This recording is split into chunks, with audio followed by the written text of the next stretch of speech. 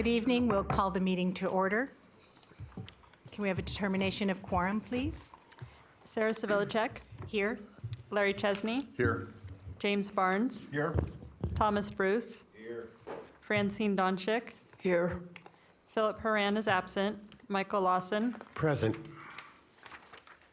Thank you. Commissioner Donchak, would you lead us in the Pledge of Allegiance, please?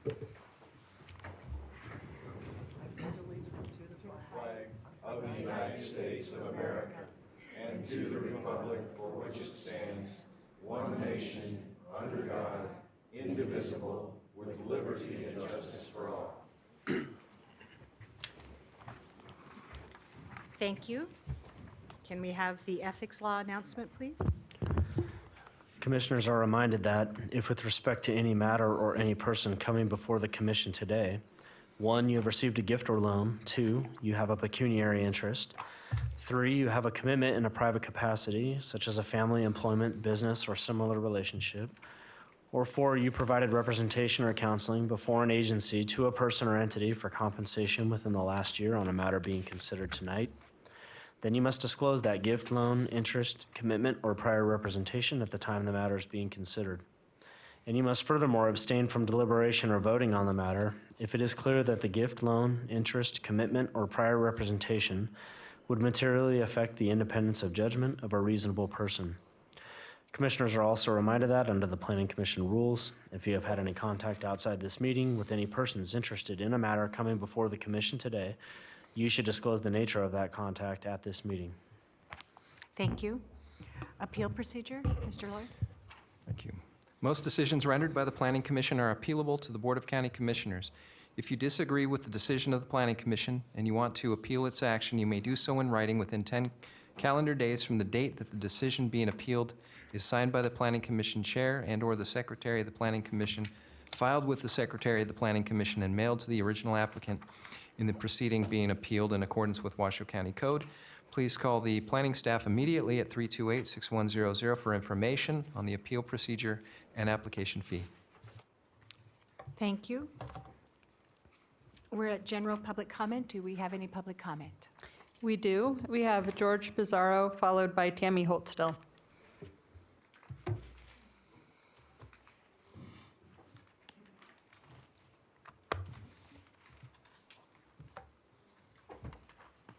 Good evening. I'm George Pizarro. Don't know if this pertains to you. It has to deal with the code enforcement officers in the county. I've been dealing with a situation, and my wife and I, and my father-in-law, who has since passed, are retired veterans living in the Lemon Valley community, okay?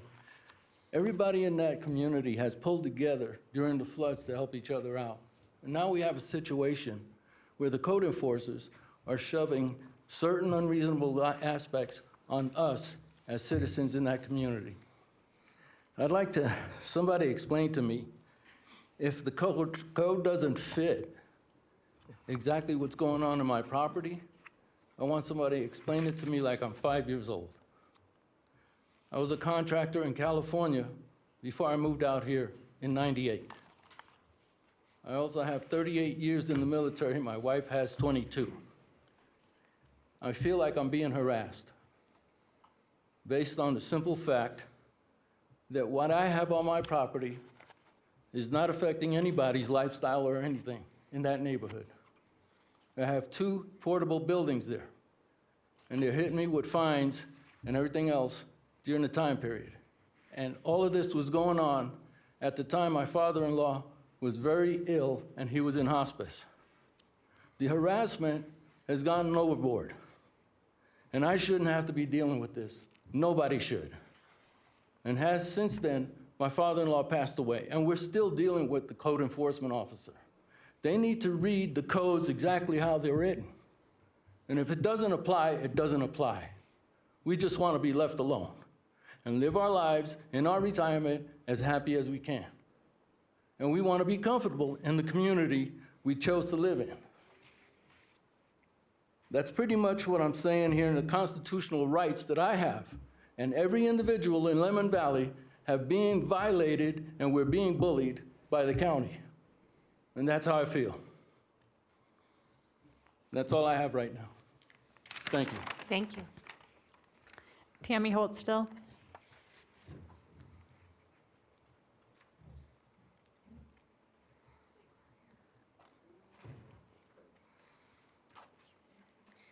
Good evening, Tammy Holtstill, Lemon Valley Swan Lake Recovery Committee. For the record, the water's still there, so we're still here.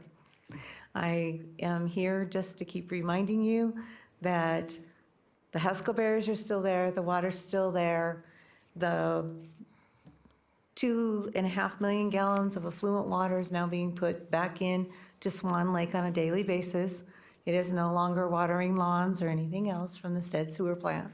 So the water will be rising, as I've seen it doing already, and that it's time to start talking about maybe a moratorium or something along those lines to slow things down and figure out how to fix things before you move forward. You can't keep building, you can't keep pushing water around and then expect it not to hurt someone. We have residents that are still, almost after 2 years, out of their homes. That's horrible. One of them is a senior citizen couple that's also a veteran, and they're living in a fifth wheel on somebody else's property while they're watching their home collapse. That's not right. They're paying their taxes, they're doing what they're supposed to be doing, and the city and the county should be helping. So, as planning commissioners, I would look to you guys to think ahead, and if you can find a way to help us, please do. Thank you. Thank you. Any other public comment? No further public comment. Okay, I'll close public comment and bring it back to the board. A motion to approve the agenda? Motion to approve?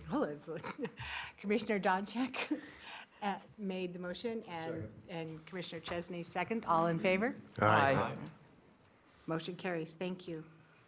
We're now to our public hearing items, item 7A. Call for the agenda item, Mr. Lloyd.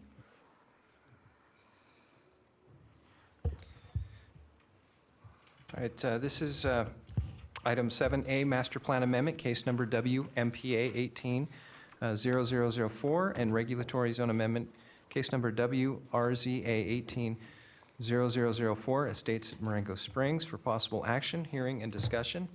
1, to adopt an amendment to the South Valleys Area Plan, a component of the Washoe County Master Plan, to change the master plan category on 4 parcels of land totaling 80.12 acres. The existing rural residential category on 70.12 acres of land would change to 45.12 acres of suburban residential, and 25 acres would remain rural residential. The remaining 10 acres of land would retain their existing category of rural. And secondly, subject to final approval of the associated master plan amendment, to recommend adoption of the amendment to the South Valleys regulatory zone map, changing the regulatory zones on the same 80.12 acres of land as follows. The existing regulatory zones of 35.26 acres of low-density rural and 34.86 acres of medium-density rural would be changed to 45.12 acres of low-density suburban and 25 acres of medium-density rural. The existing regulatory zone of general rural on the remaining 10 acres will remain unchanged, and representing Washoe County Planning and Building is Julie Olander. Okay. Do we have any disclosures by commissioners, either ethics or ex parte communications? Commissioner Bruce? Yes, turn your microphone on. I have a disclosure that I know the applicant and have been in contact with the applicant within the last year, as the applicant is my dentist. I have not had any discussion whatsoever about the application. So Mr. Edwards will ask you some questions. That's fine. Donna, can I have the sheet again, real quick?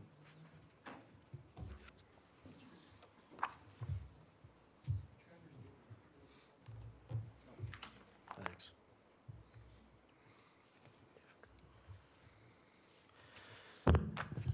All right, Commissioner, thank you for the disclosure. I want to go through the categories with you real quick. I just read the 4 categories that require disclosure and possible recusal and I'm going to walk through each of those. Number one was if you've received a gift or loan in connection with this matter, and it does not sound like that would have any application here at all. Two was if you have a pecuniary interest, meaning your monetary interest would be affected by this matter. It doesn't sound like you have any monetary interest or pecuniary interest in the property that's involved, or, for example, in the applicant's dental business that may or may not peripherally be affected by this. So it doesn't appear to me that there's a pecuniary interest of yours that would be involved in this situation. You can stop me at any time if you feel like I'm wrong. I'm just sort of talking through this out loud, but it doesn't sound like that would apply to me either. Number four, I'll skip three for a second. Number four is whether you provided representation or counseling for this applicant for compensation in the last year on this matter. I don't hear anything in what you've said that would indicate number four would apply either, and that brings us back to number three, which is kind of the tricky one under the Chapter 281 provisions that we're dealing with. That one is if you have a commitment in a private capacity, such as a family, not applicable, employment, not applicable to you, business or similar relationship. Potentially, this could be a business or similar relationship that you have between you and your dentist in this situation. How long have you been a patient of the dentist, of the applicant in this particular situation? Probably for 5 years or more. Okay, so it's been going on for a fair amount of time, and you continue to be a patient of this dentist? At present, Okay. You mentioned that you hadn't discussed this particular case, and so I think this addresses whether or not you have made any commitments in your private capacity to this individual. It doesn't sound like you have, nor I would expect that he or she has made any commitments to you as well. Is that true? that is correct. Okay. Do you feel like this is a scenario where there's unspoken pressure, perhaps, to consider this matter in a particular light, given the relationship that you have with your dentist? I assume you like your dentist, which is why you continue to be a patient. And I wonder if that would be something that would affect your ability to freely consider a matter such as this. I don't believe it would. Okay. Give me just a moment here.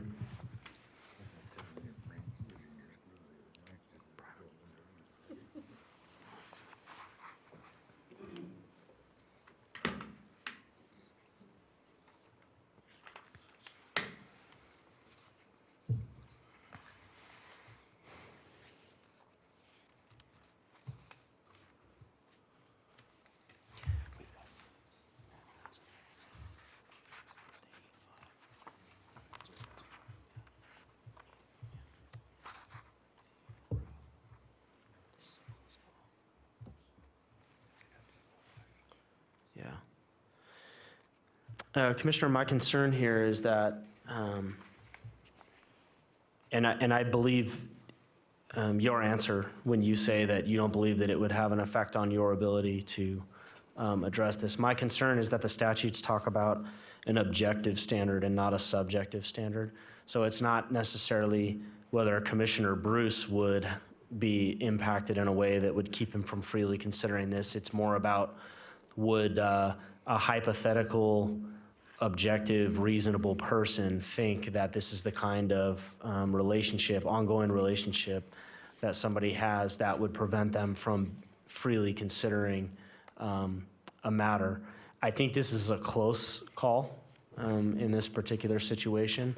If for someone to have their healthcare provider standing in front of them asking to have a matter approved, I guess at this point, what I want to know is if you want a recommendation from me on whether or not I think you should recuse yourself. And if you want that recommendation, I'll give you that recommendation on the record. If not, I've advised you of the different categories, and I've gone over the information with you and told you what my concerns are. Ultimately, the decision is yours. You get to make it. I don't get to make the decision. Mr. Lloyd does not get to make the decision, and it's not an easy one to make. I'm glad you made the disclosure. I think it's a valid disclosure to make. And the question, I think, for me at this point with you is whether or not you want my recommendation here on the record. I think I would like your recommendation. Okay. My recommendation would be that you recuse yourself in this situation. And I will recuse myself. Thank you. So I guess I'm supposed to leave the room now. Yes, and we'll have someone come get you as soon as the matter is done. That raises a rather interesting Yes. situation. I was just going to ask Mr. Lloyd. A requirement of a master plan amendment is for a two-thirds majority of the members to vote in the affirmative if the request is to be approved. That being said, there is already one of the planning commissioners that is absent tonight, and now with Commissioner Thomas Bruce leaving, that leaves all 5 of you. That means all 5 would have to vote in the affirmative. There may be, I don't know, you may want to ask the applicant if there's an appetite to bring it back at a later date. With at least 6 members, that might be more to their liking, I don't know. But I would recommend that you ask the applicant that question. Mr. Edwards, how should, and Mr. Lawson, Commissioner Lawson also said he has a disclosure? I have a disclosure, yes, Madam Chair. I received an email that we have in front of us, Yes. and I know I've been counseled not to reply. I made no position on it. I just thanked the person that sent it as a matter of courtesy, that I was appreciating that they reached out. I also made a site visit today and talked to a couple of the neighbors. I made no predetermination. I informed everybody I spoke to that I appreciated their input, but that it would not predispose me to make a decision one way or the other. Okay, good. I thought you were going to say that the applicant was your dentist, too. No, Nate, no. Yeah, no, I don't hear anything in that disclosure that requires or even comes close to a recusal situation. Are you looking for direction Yes, I on do. possible continuance? Well, the applicant representative is up at the podium. Madam Chair, perhaps you want to inquire about whether a continuance is something that they would desire at this point, given the unanimity requirement now that we're Yes. looking at with 5. As you know, if there were 7 of you sitting up here, could be 2 that vote no. Continuing it would only change that potentially by 1, because Commissioner Bruce is still still have going to to be a patient of the applicant, and so that wouldn't change. So I guess with that all in mind, you can query the applicant and see what their inclination is. So at this point, I'll open the public hearing, and is that correct? I would just ask the applicant I'll before just we even ask- proceed yeah. into that. I will ask the applicant, yes. Thank you. Derek Wilson with Rubicon Design Group on behalf of the applicant. First, I'd like to kick it back to Nate for a second. I've been to other hearings where the supermajority was taken from the members that were present. I don't know if you have an opinion on that or a standard practice on that. And in the Yeah. meantime, I'm going to confer with my colleague. Yeah, and I'll give that some thought for a second, and I'll address that as well.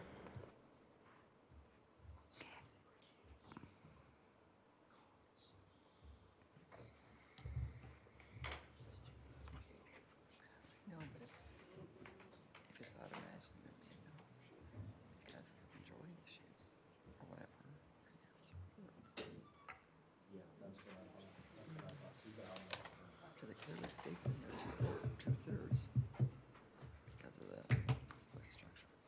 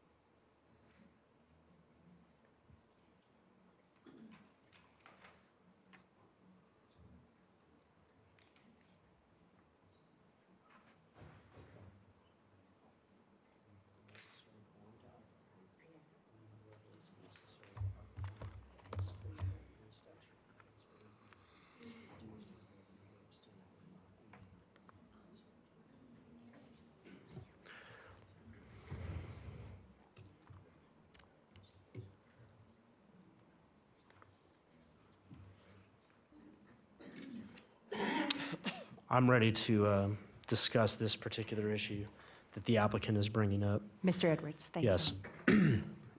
Commissioner Haran is absent tonight but is not recused. That does not do anything to the number of votes required or the proportion that's required to carry this. However, with Commissioner Bruce's recusal based on Chapter 281A, Section 420, the statute provides as follows. If a public officer declares to the body in which the vote is to be taken that the public officer will abstain from voting because of the requirements of this section, which has occurred, the necessary quorum to act upon and the number of votes necessary to act upon the matter as fixed by any statute, ordinance, or rule is reduced as though the member abstaining were not a member of the body or committee. There's a 7-member committee. 2/3 of that is something like 4.67. So only 0.67 of you could vote against it and have it survive. But, so we have to round up to 5 for ordinary purposes. However, with Commissioner Bruce's recusal under 281A.420, it reduces the total number of the board for purposes of this item to 6. 6 then goes down to 4/6 or 2/3. So 4 of you could vote on this in favor of it and successfully recommend approval of the item to the county commission. So if you were to continue it and Commissioner Haran were to come back, there would be one more person, but we would have the same issue in terms of the number needed to pass the vote. Okay.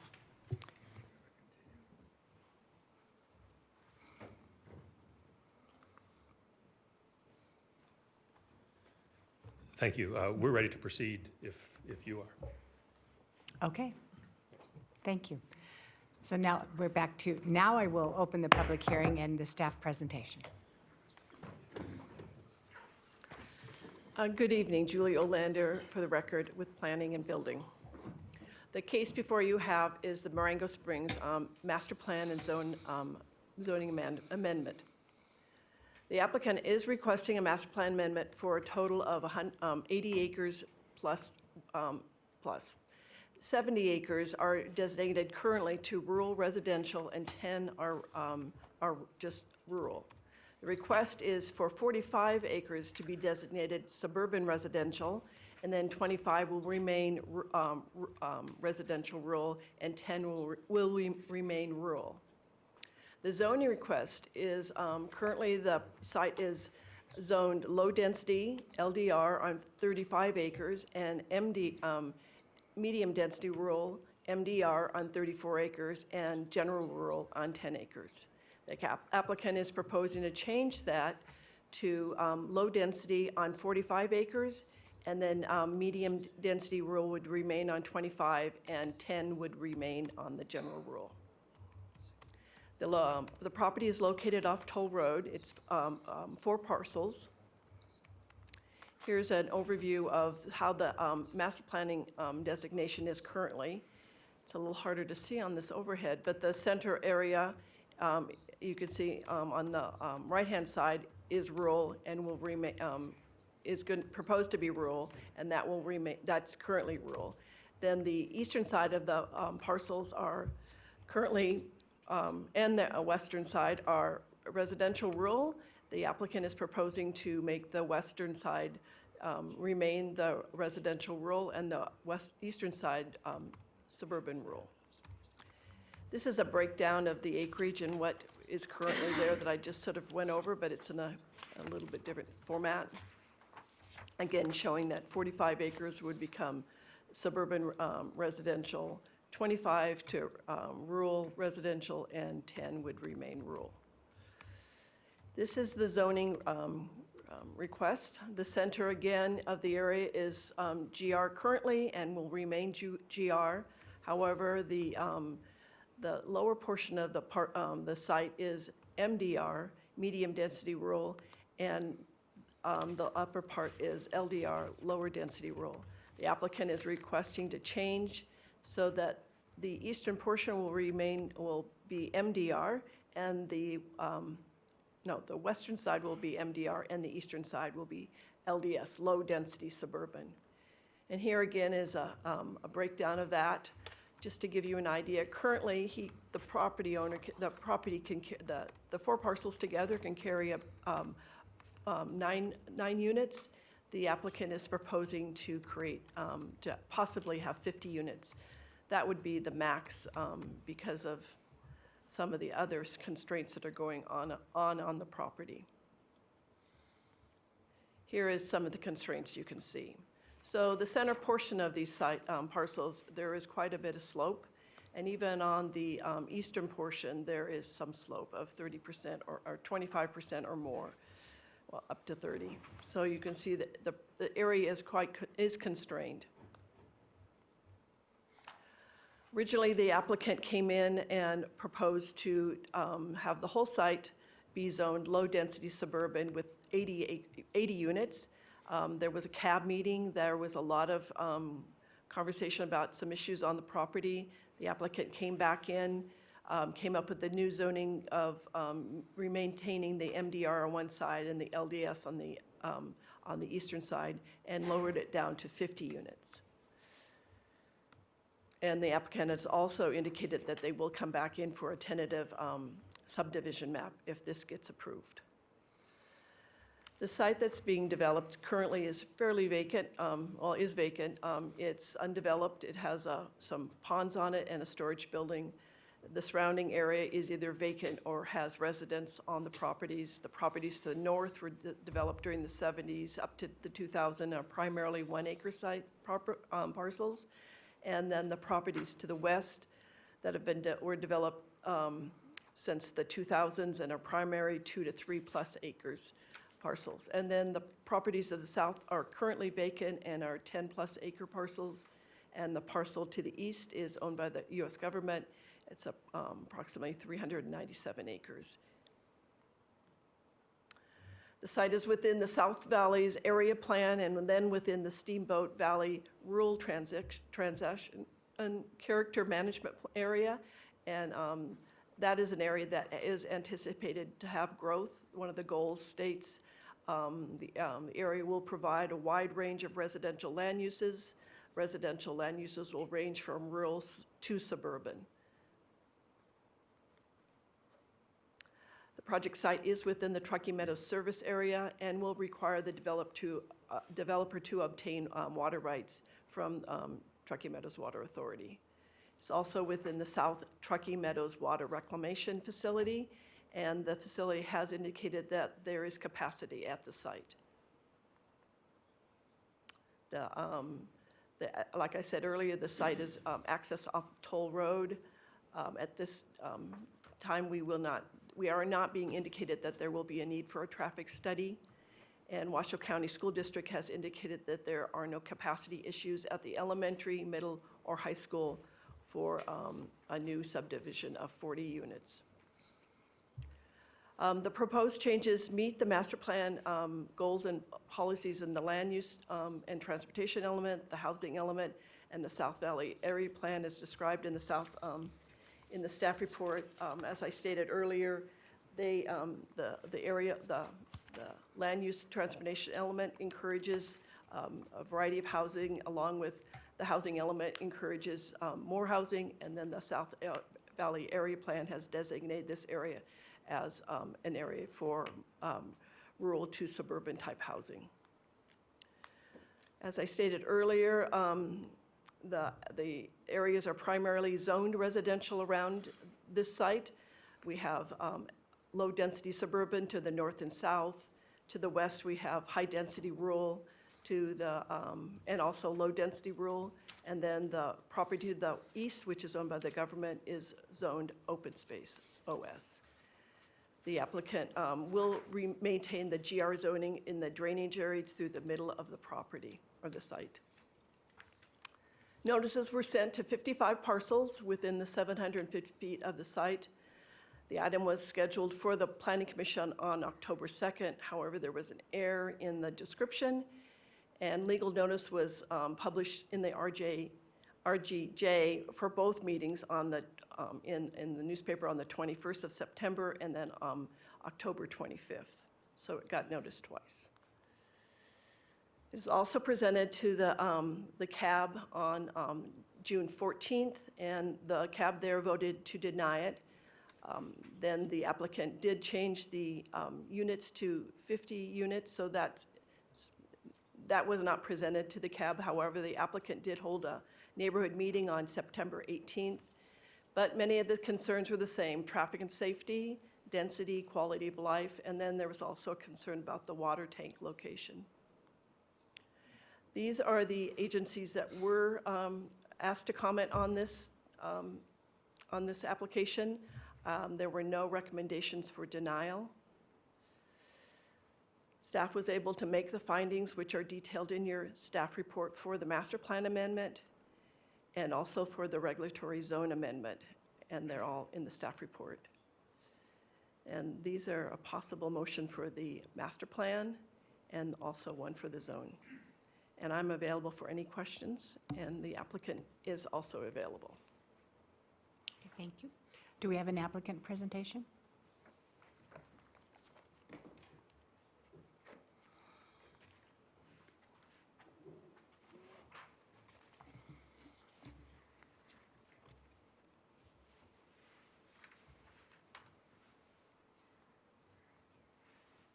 All right, as we wait for that to get going. Good evening, Commissioners. Scott Wright with Rubicon Design Group, also representing the applicant on this. Julie did a great job hitting all the points, so I will be a little bit quicker, and so not to reinstate everything twice. Project site there, there's a nice little overhead view to show you the neighborhood to the north that we are ideally connecting to into Toll Road at the end of Marengo Road there. Here's another graph regarding the master plan and zone change transition there. As you can see, rural is staying the same on the master plan. We're keeping that along the middle there. And then in the zoning, which I'll show later in the map a little bit easier with the eyes, we're moving the medium density rural just to the left a little bit and keeping that low density suburban that we find to the north on that eastern edge. I'll be able to show that a little bit better on the next picture. As Julie stated, there we go. As Julie stated, it is in the Truckee Meadow service area, and the applicant will be paying the extension lines for water and sewer on this.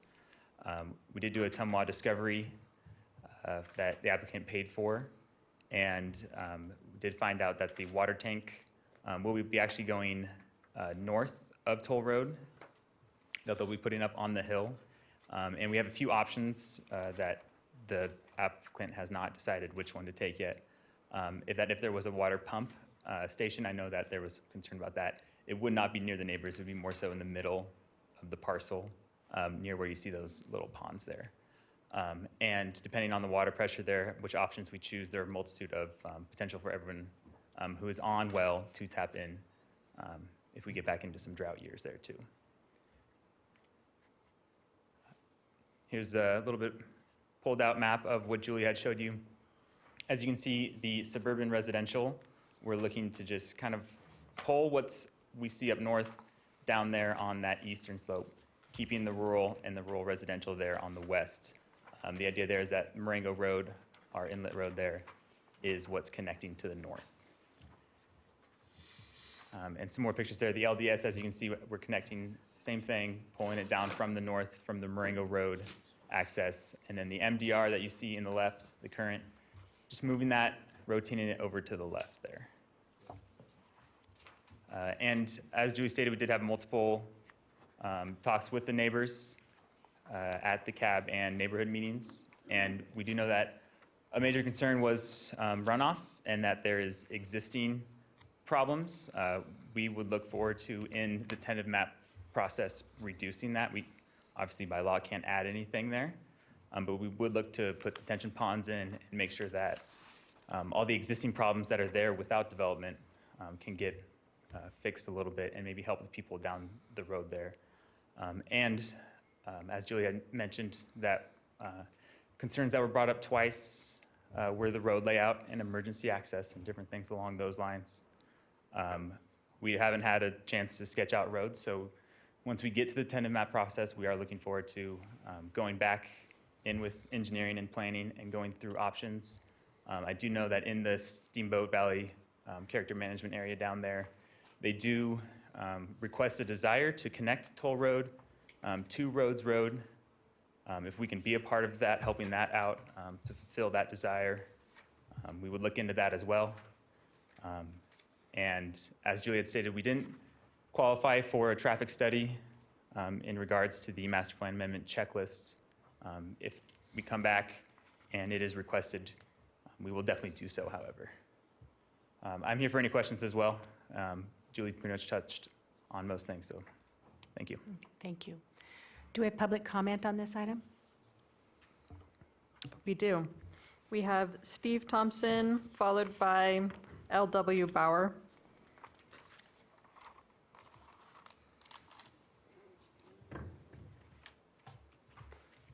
Good evening. Thank you. For the record, my name is Steve Thompson, pro-development, pro-growth, and pro-builder, and I have over 20 years of building experience. I live at 16840 Ridge Star Drive in the Majestic Ranch Estates community, a Harry Fry development. I purchased a lot from Mr. Fry in 2013 and constructed my own home thereafter. I'm not here today to oppose the project itself. I'm here to oppose the developer behind the project. The fact that you're a landowner does not qualify you to be a developer or a builder. This has become painfully evident as a homeowner in the Majestic Ranch Estates community. The developer has proven that he will not follow his entitlements, map conditions, and improvement plans to his development, and has completely ignored the law when it comes to NRS 116. I'm here to ask the county commissioners to look into the pending litigation with the developer and the Majestic Ranch Estates Homeowners Association prior to giving him any type of approvals. I am certain a conversation with the Majestic Ranch Estates Homeowners Association Board would be very enlightening. I can tell you from my own experience, at the last Majestic Ranch Homeowners Association meeting, the developer's builder representative showed up to defend him. What he said at that meeting was appalling and insulting at best. He basically said that since he is rich and has a ton of money, he fully intends to not settle the pending litigation and drag it out as long as possible. He continued to say that that is just what rich people do. And he has seen him do this before. Now, these may not be the specific words of his builder. The entire conversation was recorded by the HOA management company, essentially saying that since he is rich, we have no chance of seeing any settlement, and he will drag this out as long as possible so that the homeowners will get nothing. I'm here today to point out some of the inadequacies of this developer. I would hope the Planning Commission and the commissioners would do their research to not allow him to redesignate, rezone, change, or develop another piece of property until he has made things whole with the Majestic Ranch Estates Homeowners Association. It would be a travesty to allow him to move forward on additional developments and possibly putting more hardworking people in harm's way. To date, he has refused to take any responsibility for this development. In fact, he has done everything to avoid being held accountable. I would gladly answer any questions or provide additional information. Thank you. Thank you. L.W. Bauer, followed by Colleen Morissette.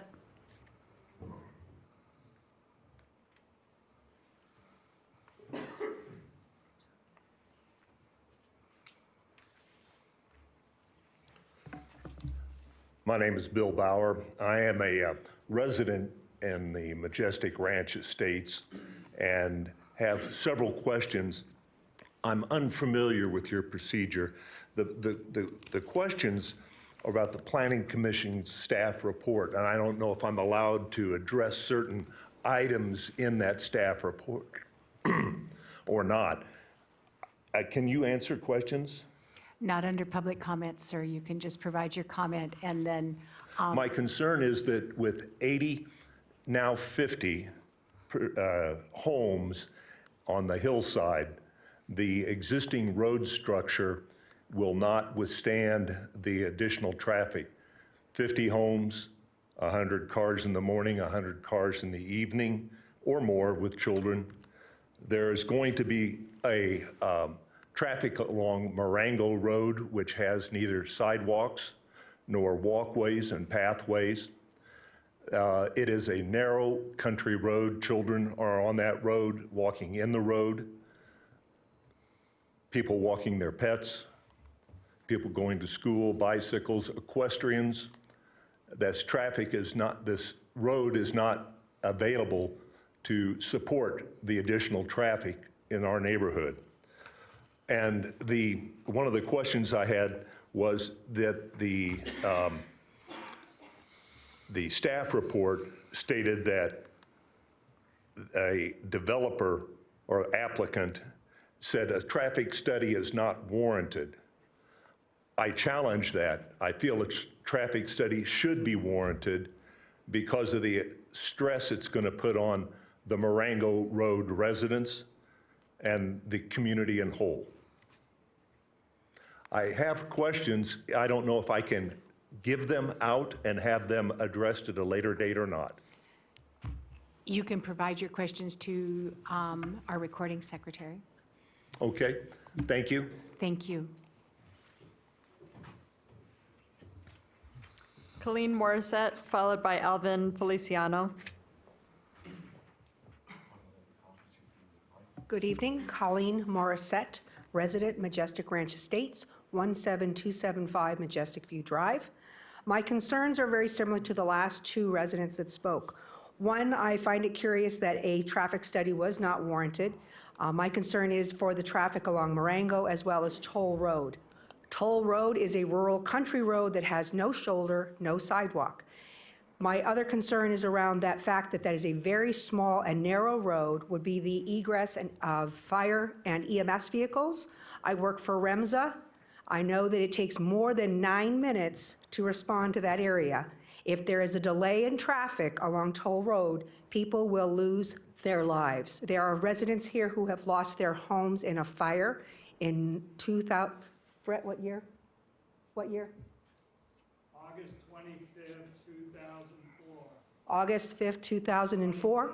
August 25th. 2004. 2004. Fire vehicles were not able to make it down Toll Road to respond. There were 3 homes that burnt to the ground. It's not a matter of if, it's a matter of when there will be a disaster that will not be able to be responded to out on Toll Road. My other concern does address the fact that just because he is a landowner, I think that's a very salient point, he is not a reputable developer. His track record for development is poor at best. I think the sentiment that Steve spoke about, that just because you own property does not mean that you are a qualified developer. I don't care what company you put behind them. They have not done their homework on the area. There is problems with existing storm runoff and drainage from that property. The water that runs through there is not just a small creek. It is a large little creek. It is actually the no-name creek. It is a tributary that comes down into the Steamboat Valley. A lot of water moves down that creek when it rains or snows. Again, my main concern as a resident, and I think it's echoed by the other residents, is there really should be some preliminary impact studies done on fire, EMS, and drainage. And also the developer's background should be looked at in as far as his credibility of doing what he says he's going to do. There is absolutely no follow-through with this developer. He will make you promises, he will say all the right things, and then he will deliver nothing. And the people will be left holding the bag, and you will be saying, wow, aren't we glad we approved that? So now another 50 people can be treated poorly. Thank you. Thank you. Alvin Feliciano, followed by Curtis Coulter.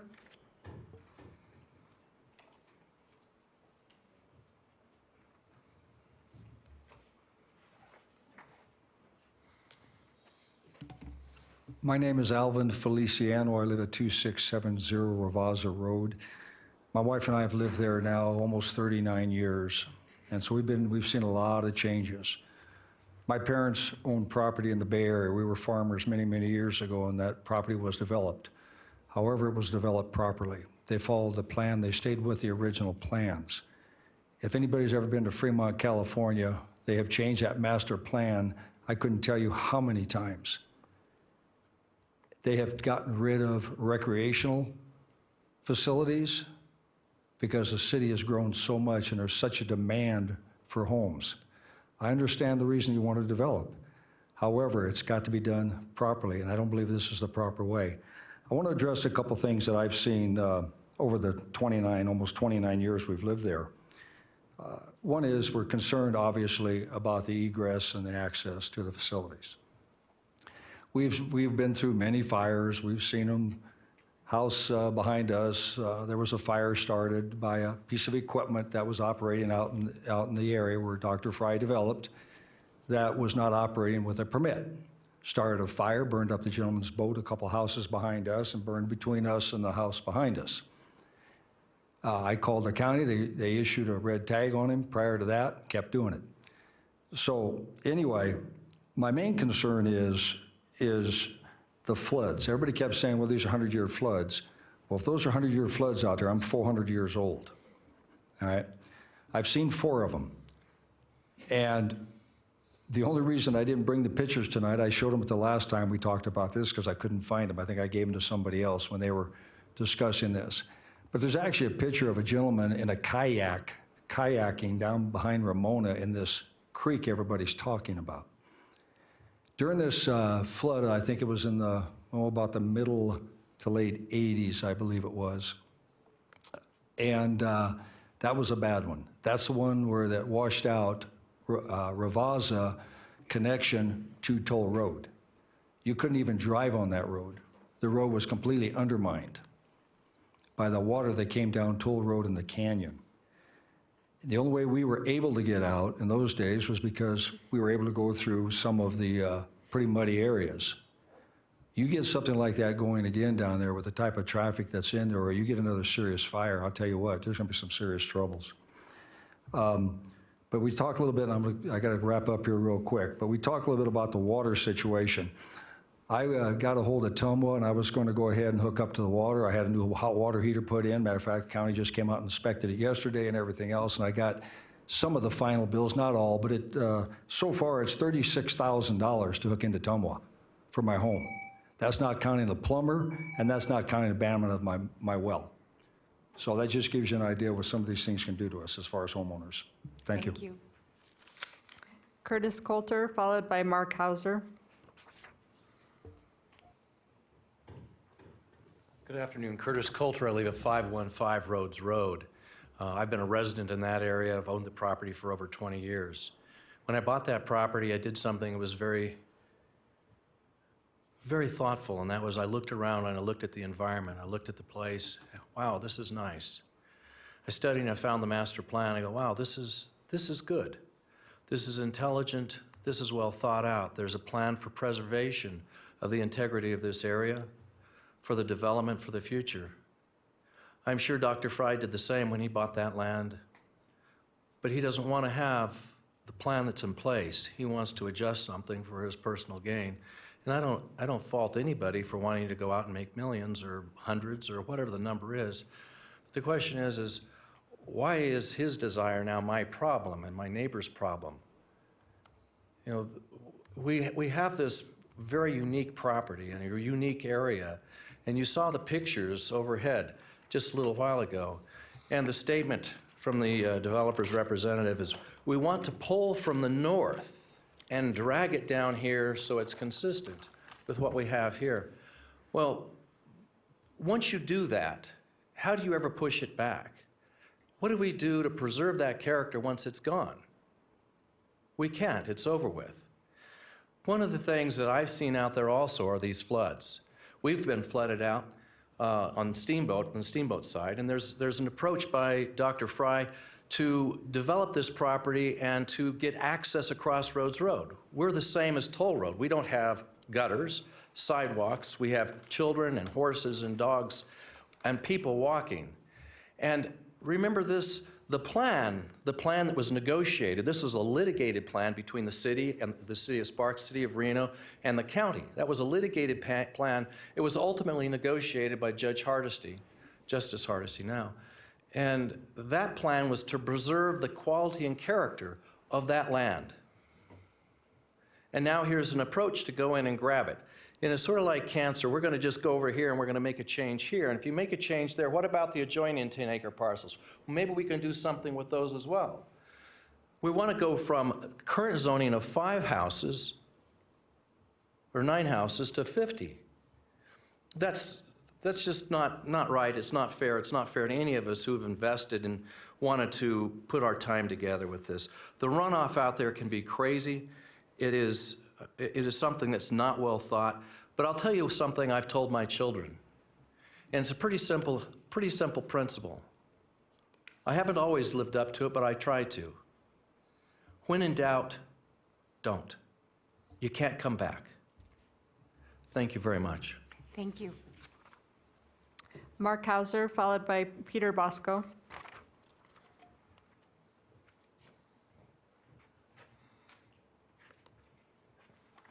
Good evening. My name is Mark Hauser. I'm a resident of the Majestic View Estates. I was kind of floored when I saw the traffic study that there's no need. I'm not sure if you, as commissioners, have driven on Toll Road, particularly at night, or if the traffic engineer that made that recommendation has done it. But I just wanted for a second to try to give you the experience. You know, I lived out there, and the statement about August 25th of 2004, I was out there. I was actually at North Valleys High School preparing to do a parent night presentation when I looked out at KLL News, and they were actually on my property at Majestic View Estates, and it went from old growth sagebrush to looking like the surface of the moon when I got out there the next day. The fire had burned so hot through there. So the issues with egress and safety for a major incident are substantial. But I just want to kind of talk about the flavor of driving Toll Road at night. When I first moved out there in 2006, I used to see 1 or 2 cars on my way home at night. Nowadays, there's multiple cars there. So when I'm looking at 50, I'm thinking 200, maybe 250 vehicle trips a day at night during the day. And so my concern is every time I walk, I don't know what your guys' experience driving that road is, but when you drive out there, you basically wince and you cross yourself and you hope for the best. Because you're driving down a very narrow road that has ditches on each side that are deep, and there's nowhere. When I was being taught to be a student driver many years ago, they said, always leave yourself a way out. There is not a way out on Toll Road.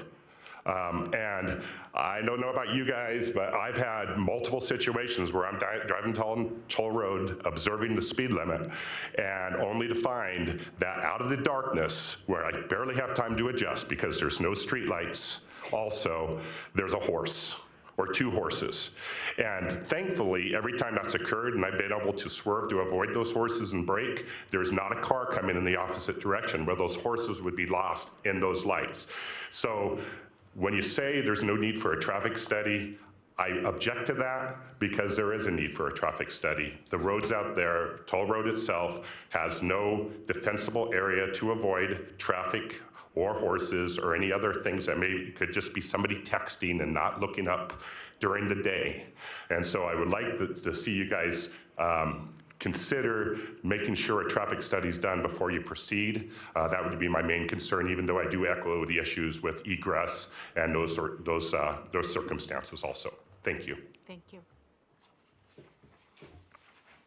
Peter Bosco, followed by Judy Coulter.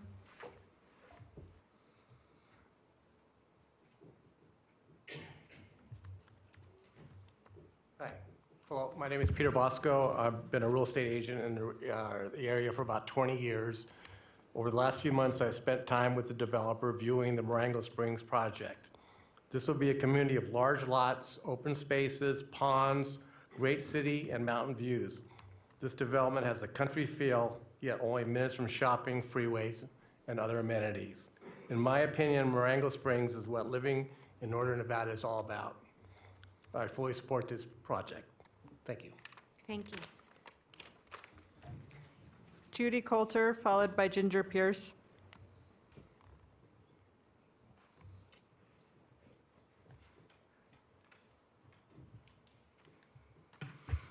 Hello, my name is Judy Coulter. I live on Rhodes Road in the Steamboat Valley. We have definitely been under fire for development out in the South Valleys. I hear all these concerns about traffic, water, floods, everything else, and they're genuine concerns. But the biggest concern for me is, why is one individual able to come in and change a master plan? It's already designated. We live in a rural environment. It will change the environment that we've all chosen to live in, invest in, work in, because when you live in that kind of environment, you are always working. And it just seems wrong that one person should be able to benefit financially by changing something that the rest of us have made a huge investment in. So I respectfully request that if Mr. or Dr. Fry wants to develop this land, he should do it as it is zoned, with no increased density. Because we've all followed the plan, so too should he. Thank you. Thank you. Ginger Pierce, followed by Bradley Bolton.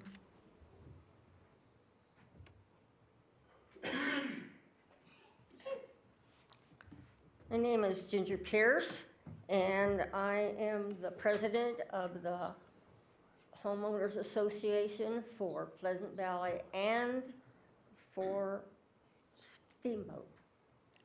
We have worked on that plan for 5 long years. We didn't hurry. We took into consideration everything that was there. We talked with many people. We had many, many meetings.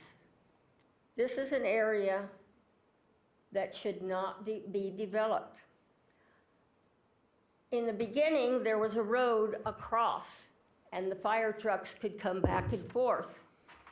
But for some reason, I went on the road several times, and the last time I started to cross, there was a house right in the middle of the road, and you couldn't go around. When the fire came, the fire trucks came, as they usually did, and stopped at that house, and the houses that were there burned. So this is a person who has a strange sort of plan. I want you to make a stipulation that until there's even one rock overturned, that fire road is put back and is roadable or usable. That's it. Thank you. Thank you. Bradley Bolton, followed by J. Tom.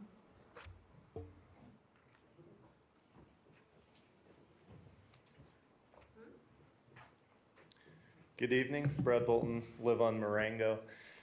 I could echo what everybody is saying, but really, I don't know the developer personally. I hear horrible things from the neighborhood. I kind of don't want that right next door to me. I am the adjacent neighbor. But I will say, when those fires happened, I was actually working on a fire crew. I am a firefighter in the area. And I was working on a fire crew. It took us over an hour to get up Toll Road. So those homes burned because of access issues. It wasn't, the road is big enough, it's a 2-lane road, but when you put people trying to get their horses, their families out, it's the egress part that isn't really planned. So I kind of looked at what was proposed for the change. It looked a lot better than the first time they proposed it, to make 80 acres into 1 dwelling per acre. But it's still to avoid the traffic study, and then kind of looking further into who actually responded in all of the questions to the health department with emergency medical services. RUMSA didn't actually offer any input to that. Truckee Meadows Fire didn't offer any input to that. They listed the closest fire station at 4 miles away. That would be Reno Fire Station 12. Reno and Truckee Meadows do not have an automatic aid in the area. So you're counting on a fire engine getting there within 10 minutes, but that's actually not true. It's not accurate. So the closest fire station is Thomas Creek, or Eric Creek, Truckee Meadows Station 36, I believe it's, I think it's 6.6 miles away from my house. So that would be the entrance to the community. The next one would be Truckee Meadows Station 14, which was actually moved to be right behind South Creek Plaza, I believe, off South Meadows. So I kind of looked at the proposal, and I questioned whether it was done with forethought, and I asked for them to do a traffic study and do a little bit better research into what would actually change in that community. I'm pro-growth. I can't shut it down. I mean, a person buys land to develop it, to make money and be profitable and bring more people in the area. I get we have a shortage for land and houses, but let's plan it right and not get stuck with people losing their homes or losing lives over it. So, thank you. Thank you. J. Tom, followed by, I believe this is Mary Lou Becken.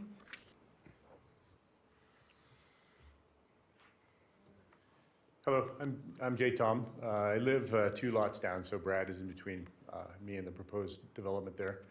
3 concerns. So the first one has to do with the traffic, like everybody else has said. My wife and I walk in the morning, so I see a lot of my neighbors in the morning as they're on their way to work, and there's definitely a stretch between Ravaza, which is the access to that area, and maybe the first quarter mile, half mile of toll road where there's really not even any place to walk. So you're walking in the traffic lane in the morning. So even as the traffic is right now, it's fairly treacherous for us walking back in the morning because you've got to walk either in one lane or the other. So on the way up and down that road, you're walking on one side or the other. So definitely, if you add another 50 houses up there, it's going to be fairly dangerous for anybody traversing that in anything except a car. Another concern I have that I'm a little confused about is it sounds like in the rezoning there, he's going to build 1 house per acre, but it seems like it's worded in such a way that it's going to be an average of 1 house per acre, which concerns me because I haven't seen anywhere where it says what the minimum lot size is going to be.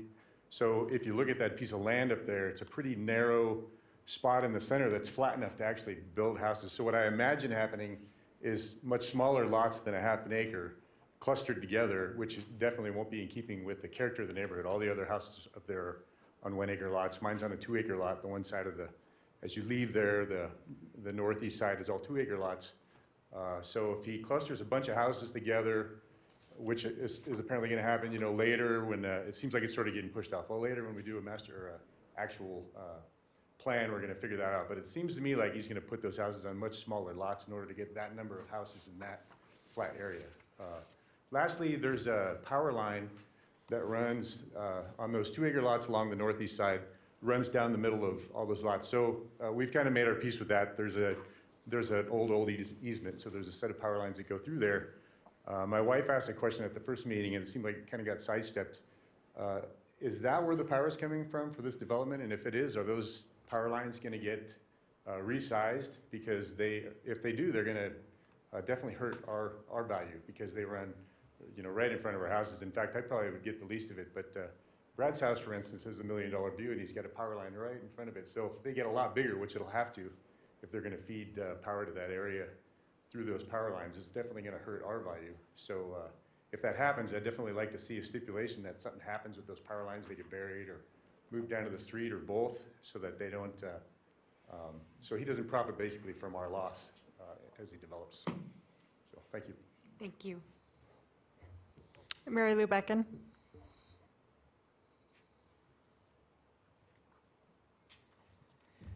Hi, I'm Mariah Becken. I typically comment on environmental issues here because I'm an environmental scientist. I just want to put in something brief about that and focus on something else today.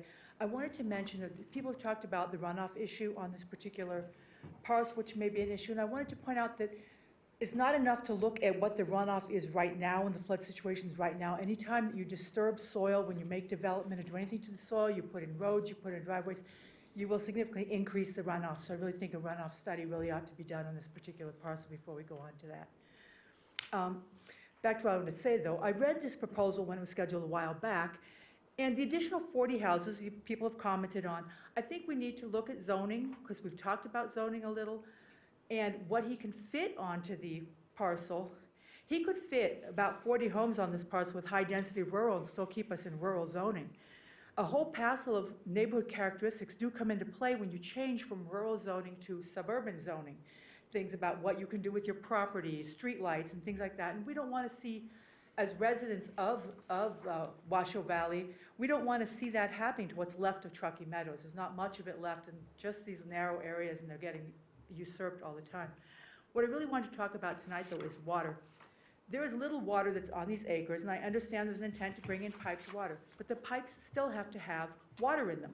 In 2016, Telmore published water projections for the Truckee Meadows. Their analyses projected there are sufficient water supplies for a population of about 500,000 in the area. We are nearly at that now. If we keep approving more and more housing developments and grow Reno bigger and bigger, the next drought will find us in a very bad situation, and the next drought is coming. The last projections I've seen on the likely effect of global climate change indicate a 70% reduction is anticipated in Sierra Nevada snowpack. The snowpack is our drinking water. If you take projected supplies for 500,000, reduce it by 70%, we could anticipate in the next 50 years we could have enough water for only 150,000 people. I'm not suggesting we tell half the population to pack up and move back to Los Angeles from whence they came, but I would like this and other decision-making entities to start considering water when making their decisions. I also think it's important to remember that water rights do not equal water. I have nearly 14 acre-feet of water rights per year on my property. Thus, I have the right to nearly 4 million gallons of water a year. I'd like to use some of this water in the summer, but since the wells went up at Montrose to supply water to Reno, Steamboat Creek behind my house dries up in the summer. So I have rights, but I don't have water, okay? And that's an important consideration I think people forget about sometimes. I see developments that get approved. They purchase water rights. The amount of the rights available in the hydrological basin, though, need to be based on a sustainable yield, and those yield calculations seem to be way off in way too many places. Let's not develop so much that we end up turning Reno into an arid ghost town. Thank you. Thank you. No further public comment. Thank you. So I'll bring it back to the four commission questions. Madam Chair, real quick for the I'm sorry. record, earlier you had I think it was the second public commenter that had a list of questions that he was going to provide to the clerk. That list of questions, as I understand it, was already provided to you and as part of the packet today, and it's also, I believe, available, yes, at the back of the room for anyone in the public that wanted to take a look at those questions as well. I wanted to put that on the record. Thank you. I'll start with Commissioner Lawson. Are we asking questions or making comments? Asking questions. This is a question time. Okay, great. Let's start with the one that the gentleman, the second gentleman said is, and I was going to question this before I got it from the public, was what is the threshold the development must meet to require a traffic study? And I saw this in there and I said, well, who gets to determine that? So I, for one, don't like that a traffic study was required. So Julie, can you answer that? I think Mr. Lloyd will I'll go address. ahead. Trevor, Answer that please, question. somebody. Yeah, the requirement for an application is if it triggers or exceeds 80 peak hour trips. And according to the traffic engineer, Washoe County, Clara Lawson, who has since retired, since she reviewed this, it did not meet that threshold. Okay, thank you. That's a good answer.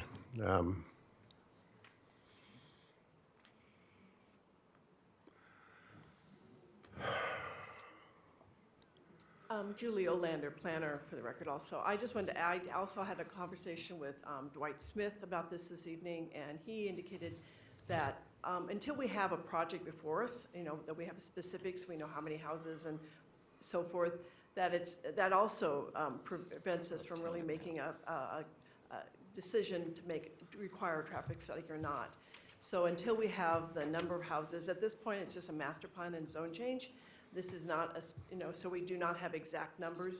That engineering would not comment on that in that specific way. Clara offered that comment in sort of an overall, general sort of looking at the project. But when and if this project was to move forward with a tentative map, then there would be an opportunity to have a closer look at traffic in general and the roads and so forth. So as long as you're there, may I, Madam Chair? Yes. Thank you. Julie, I see throughout this document that the proposed change to suburban residential and rural residential master plan categories will provide a range of residential land uses. It already exists. Throughout this area, those residential land uses already exist, so how does this add to that? I don't get that. And then to use that as a justification that it meets some criteria, of making benefiting the community by adding land use categories, they're already there. What we're talking about, we're not talking about land use, we're talking about density. And so it's already zoned rural residential. So how does this change the fact that you can't build there? You can build there, you can build homes there, but you can only put like 9 instead of 50 or 80 or however many we're talking about. So how does that doesn't make sense to me. So it's a policy in the master plan where you can, that's one of the master plan policies. And so it asks, it says you can have rural and suburban. So this is not in conflict with that policy. They're asking for a more suburban type designation on a portion of the property. So it's not in conflict with the policies that are in the master plan. And that's the requirement, is this in conflict with the master plan?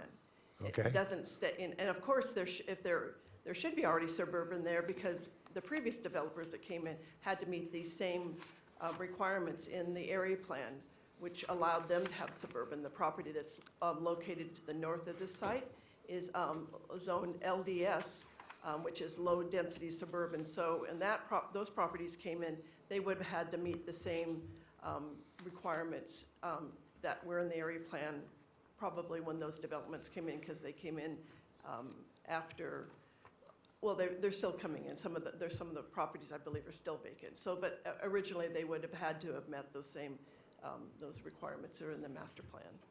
Okay, and again, may I, Madam Chair? Yes. As long as we're talking about consistency with the master plan, and this is from staff report, page 12 to 13, and it talks about allow flexibility in development proposals to vary lot sizes, cluster dwelling units, and use innovative approaches to the site planning, providing that the resulting design is compatible with the adjacent development and consistent with the purposes and intent of the policies of the area plan. Development applications shall be evaluated with the intent to satisfy the minimum following criteria. Directs development away from hazardous and sensitive lands. Preserves areas of scenic and historic value. Furthers the purpose and intent of the respective area plan. Prevents soil erosions. When I'm looking at this, I don't see any of those, Matt. Can you tell me how this project prevents soil erosion? Well, I'm not sure how you can discern that at a master plan level because you don't have an opportunity to look at those kind of detailed information. So the master plan is also, the master plan is there for not only sort of a master plan amendment change, but it's also there for when a tentative map comes in. A tentative map would also require the applicant to meet these goals and these policies. So and there's absolutely no way that every applicant's going to meet all the policy and goals because some of them are geared to different areas and different concerns. So in this situation, as a staff, I was able to find that they were not having the development in the middle of the property, the main site, which is more is a drainage way. So I would consider that sensitive. So they're not proposing to change that at all. That was already established when the master plan was, the area plan was developed. So that area is being preserved. I can't speak to the soil erosion. I don't have enough information with the master plan and zone change amendment. Those don't provide that kind of information. I'm not sure that there's any historic sites on the property in at this time. It doesn't provide access to public land because we don't, if they move forward with the tentative map, at that point we would have the opportunity to condition that they provide access to public lands. There's a large parcel to the east that's BLM property, so at that point we could condition that they would provide access to that land. At this point, at this level, we can't ask for that. I'm trying to think what else you said on here. So those are things, so I try to go through this, and the areas of scenic to me would have been that main area in the middle that's still rural and will remain with the rural designation on it. And may I continue? Yes. And on page 13 of the staff report under housing element, encourage development at higher densities where appropriate. I don't know that, that's pretty subjective, and I think if you look at the area plan, I would question whether the increased density in this area is appropriate. It says the county will utilize its higher density zoning designations to allow for the most efficient use of land that has infrastructure in place or where the installation of infrastructure is planned. And I didn't see infrastructure in place, and when I hear about the planned infrastructure and the credibility of this developer to provide that, don't find, the staff comment is this proposal provides higher housing densities than currently allowed. Yeah, that's true, but is it appropriate? And I think you need to look at the South area plans, and I'm going to read from that in a little bit, but for now, I think I'll just turn my time over. Okay. Commissioner Doncheck. Well, I have a few questions, but it may be more towards when the tentative map comes out, but it is listed in the staff report, so. Just to remind commissioners, this is a master. Right. But if you have questions specific to what's presented into you in the staff report, you definitely can ask. Yes, on page 14 of the staff report, it says the development will increase, water runoff and culverts will be needed. Julie, I've seen that it looks like it. Is there a floodplain in this area, or is it just because they keep talking about big runoffs? Is that just a normal stormwater runoff area, or has there really been some other impacts in the atmospheric rivers and things that we've had that have changed the conditions? Do you know? So as far as I know, it's not in the FEMA flood, the 100-year Okay. flood. So the closest area would be down at Steamboat Creek along, Okay. down off of Rhodes Road. That area isn't within the FEMA floodplain. But this area is not. And like several people have mentioned, this creek it's obviously, it runs at certain times, but it has no name. We don't identify it as a hydrological resource within the code itself, so it's not acknowledged in that way either. But it does definitely, it is a drainage way. Okay. And then I'm talking about safety and traffic. In the staff report on 15, it says there's no secondary access to the project. And so I'm concerned with, again, safety-wise, I know this is only master plan amendment, but if it's stated here, what has the county looked at for where there, I didn't see anything on, because it isn't a development yet, where we would think about access for this. If Toll Road is a problem now with traffic and emergency access, I have concerns about even going forward with it. So at this point, because we don't have that type of information, unfortunately, at a master plan level, that's not required. So we are a little, that's not something I can look at. The roads road connection is in the area plan. However, this development is to the east of where that connection could possibly happen. That's the reason I stated that if development keeps occurring in this area, that's when we would see that connection. As you all know, when development occurs, we see roads putting in together, Veterans Parkway is a perfect example of that. So there's lots of examples of how that occurs, but at this time, I'm not anticipating that this development will provide the access to Rhodes Road, because it is farther east from Rhodes, and there's still several large parcels between Rhodes Road and this area off of Toll. All right, Julie, thank you for now. Commissioner Chesney. Yeah, I just key in on two things. First of all, there's a lot of development. There's a cumulative effect of the already approved development that's using Toll Road, stuff that's approved and not built. And then we're going to throw another 50 houses on it. And I have a problem with the applicants keep coming back in here and saying we're going to put 1 unit per acre on there, which is not true. It's a misnomer. They're going to come back and they're going to want to cluster the development. So it's truly not one unit per acre. That's a total misnomer. I've got a real problem with emergency access, and I don't care if this is a master plan amendment or not. These things, because we're not going to see this again at our level, and the concerns have been raised here. And when these come before us, these issues need to be addressed as far as I'm concerned, and I can't support it going forward. I do want to just point out that it will come before you again if As a it gets, tentative if it moves forward as a tentative map. If it does get clustered, at that time, you would have the opportunity to comment on that. This is the sort of the, just changing the master plan and the zoning, and if they wanted to move forward with a tentative map, that would come before you.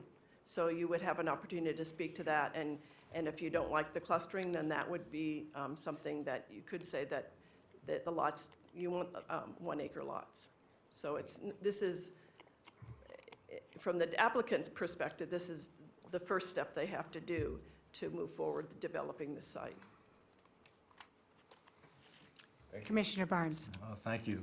Yeah, let me, Julie, just ask you again, I think you talked about this, but on the emergency access issue, did you say Rhodes Road will not become part of the emergency access? Or maybe you could clarify that a little bit.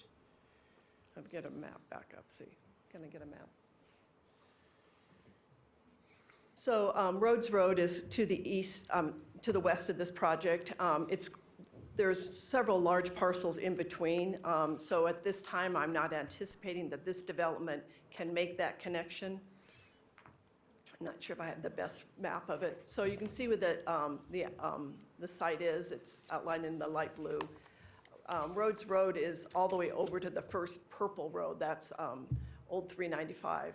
So they would have to go through numerous parcels to get to Rhodes Road.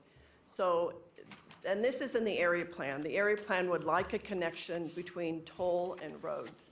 So as a planner, as I see development occur, if I see a possibility to connect to that, then that would be part of one of the things I would ask that the applicant would make that connection. Again, this is a master plan amendment. We can't condition. So in a tentative map, we can condition special use permits, those kind of things. We can condition the applicant to do certain things. Again, that's probably one of the reasons we didn't get as much response back from many of the agencies that were asked to provide comments. They cannot condition a master plan and zone change. They can read it and look at it and see if they, if they can comment on it, but they can't condition it. So it's when we move on to the next step, if that happens, that those kind of things could happen. But from a planning perspective, I'm not sure that we're going to see that connection to roads.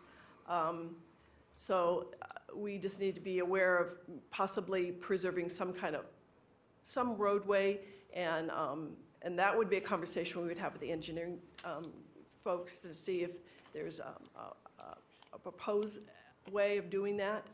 And again, at this time, I'm not in the situation where I can have that conversation with them and condition that to the master plan. Thank you.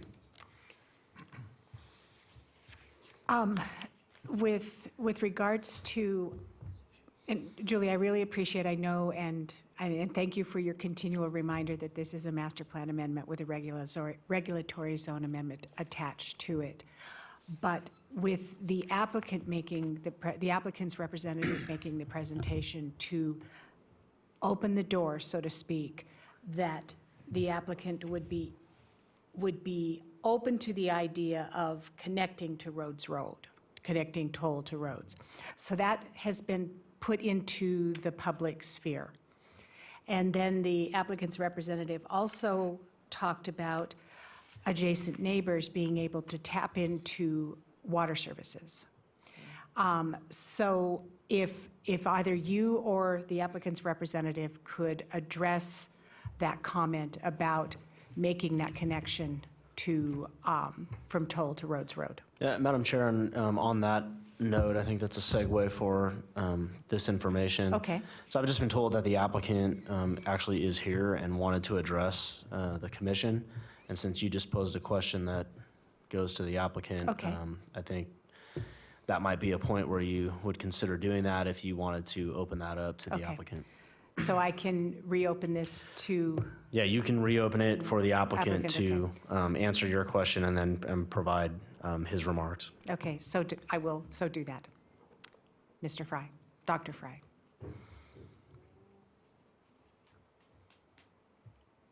My name is Harry Fry. I've lived in this area 43 years. I lived at the end of Sylvester when I taught auto shop at Sparks High School in 1980. I'm pretty well vested in the neighborhood. I'm very proud of the last project we did in that area, and it's beautiful, it's lucrative, and I do own the land that could connect Rhodes Road to Toll Road. And part of this group sitting behind me, entire purpose for their HOA is to stop that connection. They are organized, they have legal representation, they showed up tonight, and they told things that were absolutely not true. Things like equipment was operating without a permit and got red tagged. That was total hearsay, and it was a total lie. There was plenty of others. Right now, that access to the BLM land, the 400 acres to the east of this property, is very difficult for people to get to. I own the land, it's gated off. Part of my proposal when I come back is to give the public access, walking traffic onto the BLM land and horse traffic. Part of my proposal when I come back in with the map, and I ask if I could turn in the rezoning with a lot of this information that everyone's talking about. Water really is, hydrology needs to be looked at, sewer, emergency access, emergency vehicles, they're all very valid points. I trust Washoe County that their recommendations of approval, conditions of approval, will take care of all those situations. The emergency access into this area will actually be better after this than it is now. It'll be on public utilities, public water, public sewer, access to BLM land, a much improved emergency access road that makes a connection that your area plan is asking for. And I'm the strategic guy that owns the land between those 2 points, and I will make that available. Mr. Edwards, for a point of clarification, you had indicated that I could ask my question to the applicant. Yes, that's correct. Okay, thank you.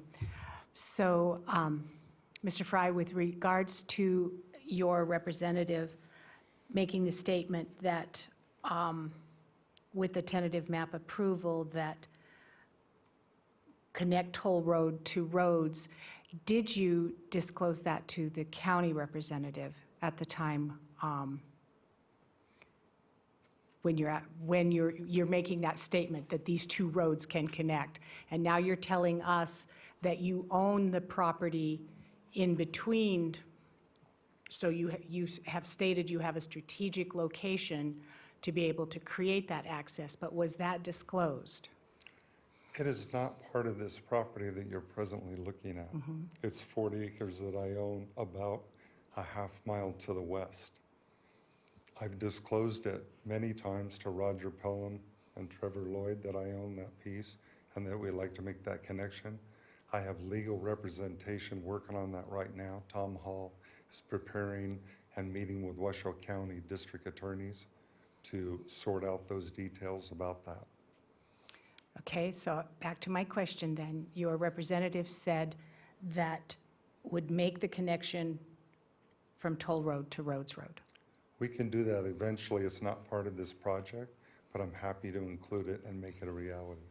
And then with respect to, with the water resources that you would be required to bring into this property, that offer would be made to adjacent property owners to tap into that public source. It will be running down Ramona's. Well, I'm looking at, okay. Oh, I'm sorry. Scott Wright, again, representing the applicant. Two things there with the water. We have multiple options with the Tumwa discovery that it presented. And I said if between the different options one of the options has the ability for maximum water pressure that could serve others. So there are some multiple options on there that we haven't decided yet or really gone through the numbers on that. Okay. And with the connection, I look back, I believe I had meant to say, and I believe I did say, we're open to ideas on the connection. So we don't have a concrete plan on how our property can create that connection. But if staff or engineering finds that connection, we're definitely open to discussing about that. Okay. Yeah. Thank you. Do any of the commissioners have additional questions for Mr. Fry? Okay. So I'm closing that presentation and bringing it back to the commission for further questions or discussion points, or Commissioner Lawson is Yes, looking at me. if we can discuss, yes. Yes. I would like to, first of all, I represent the South Valleys area. I've lived there and been a property owner for over 40 years. I've lived there for over 50.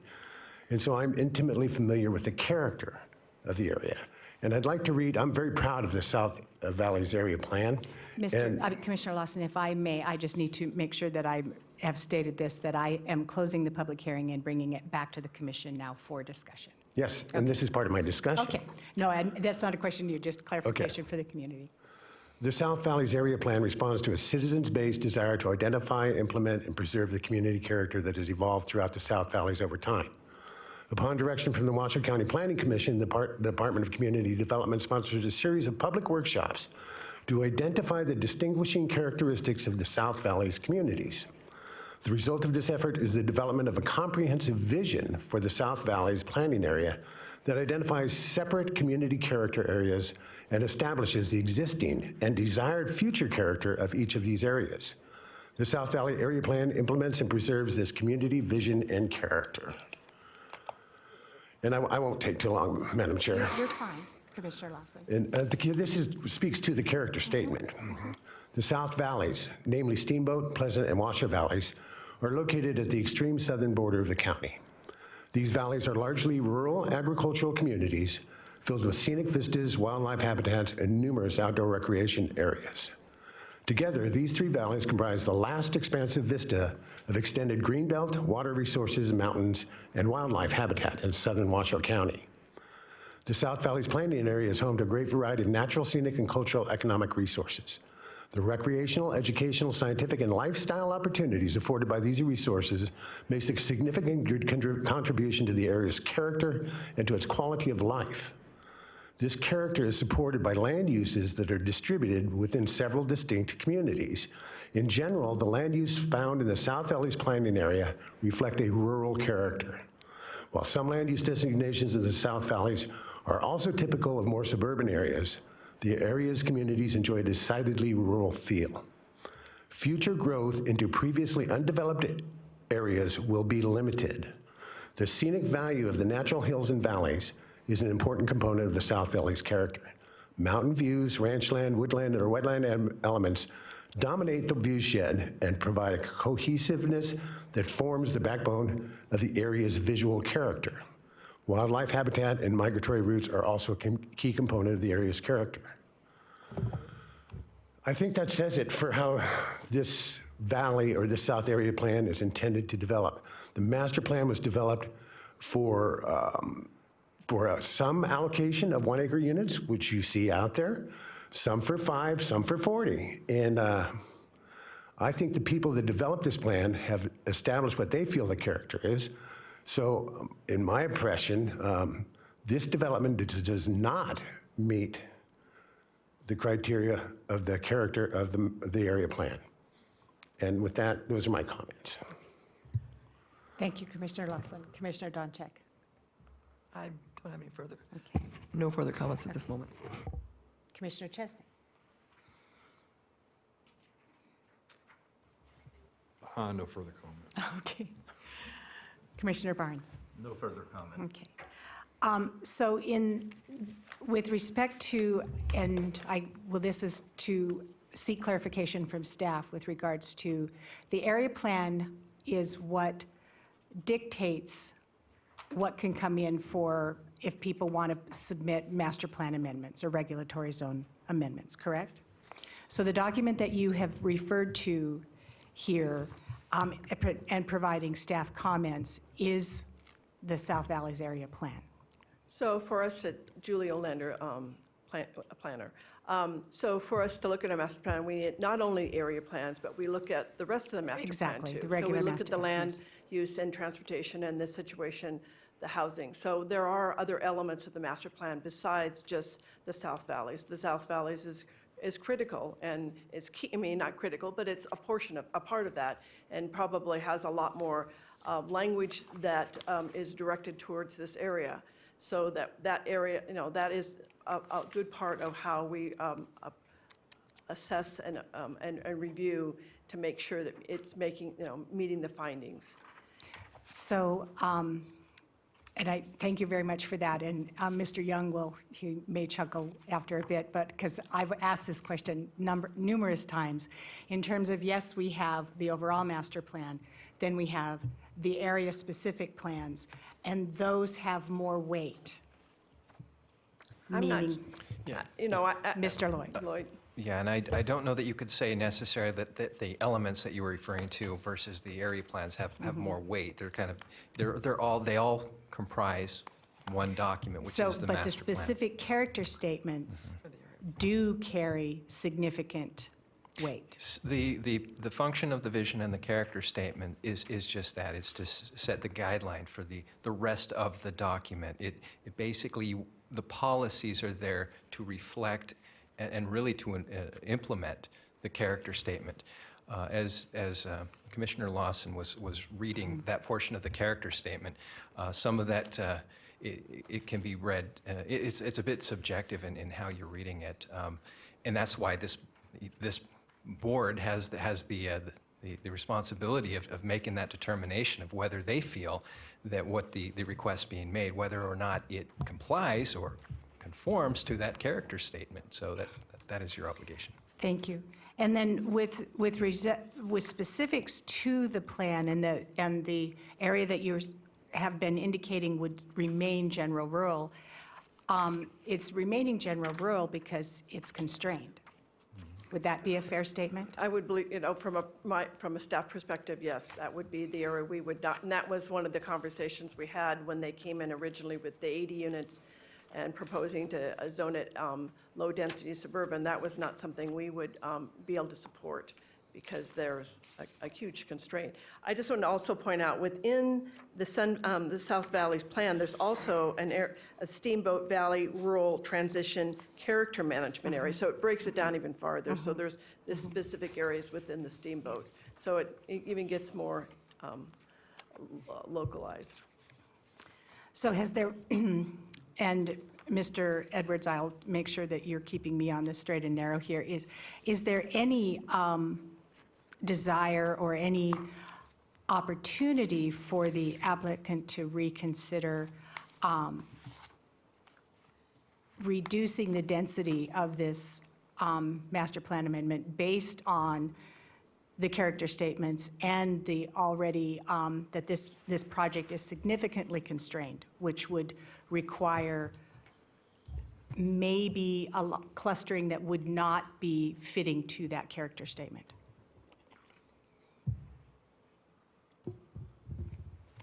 Are you asking about whether the applicant would consider going along with that? If I can even make that kind of request at this point when we're looking at a master plan amendment. Yeah, I mean, I don't think you can switch tracks in terms of what you're considering tonight and come up with a different idea about whether this would work. This might not work, but developer, would you be open to, you know, doing something a little bit less? I think the developer and representatives are here in the room and have heard your comments on that. They can certainly, you know, leave the room tonight and give some thought to what you've said and what has been said during this meeting, but I don't think you can switch tracks at this point in the process here tonight. And I don't know what the fate of the vote is going to be if and when a motion is made, so. Okay. Any other, Commissioner Lawson? Of course, Madam Chair. Thank you. I wanted to mention that the CAB did meet and review this and voted unanimously that they felt that they had many concerns. Chief amongst them that I interpreted was that it is not in the character of the area plan. This development does not meet that criteria. The public testimony I've heard all but two of the people testifying made similar inferences or direct statements to that it was about the quality of life. It was about the view shed. And so all of the public testimony that I've seen and heard supports the contention that this is not consistent with the area plan. And I just wanted to mention the fact the CAB felt that way too. Any other discussion by members of the commission before we call for a motion? Madam Chair, Commissioner Chesney. Commissioner Lawson, and after hearing the area plan statement, makes a really good point. We've got probably 2 areas left in the planning area that have some rural tendencies. They were intended to be rural. These people worked hard on their area plans for a number of years. Pretty much the North Valleys has been laid to waste. And I just have a hard time with changing an area plan where the majority of the population has worked on it, voted on it, and got it included as their area plan as part of the master plan. And I just wanted to make that statement. Okay. Any other discussion? I'll call for a motion. Madam Chair, may I? Commissioner Lawson, most certainly. I move that after giving reasoned consideration to the information contained in the staff report and the information received during the public hearing, the Washoe County Planning Commission deny the resolution contained in Exhibit A of the staff report to amend the master plan as set forth in the master plan amendment case number WPA 18-0004, having not made any of the following 5 findings in accordance with Washoe County Code Section 110.820.15D. I further move to not certify the resolution and the proposed master plan amendments in WMPA 18-0004 as set forth in this staff report for submission to the Washoe County Board of County Commissioners, and not to authorize the chair to sign the resolution on behalf of the Planning Commission. Consistency with the master plan. The proposed amendment is not in substantial compliance with the policies and action programs of the master plan. Compatible land use. The proposed amendment will provide for land use compatible with existing or planned adjacent land uses. It will adversely impact the public health, safety, or welfare. Response to change conditions. The proposed amendment does not respond to change conditions or further studies that have occurred since the plan was adopted by the Board of County Commissioners, and the requested amendment does not represent a more desirable utilization of land. Availability of facilities. There are not, nor are there planned to be adequate transportation, recreation, utility, and other facilities to accommodate the uses and densities permitted by the proposed master plan designation. Desired pattern of growth. The proposed amendment will not promote the desired pattern for the orderly physical growth of the county and guides development of the county based on the projected population growth with the least amount of natural resource impairment and the efficient expenditure of funds for public services. Is there a second? Madam Chair, I second. Is there any discussion?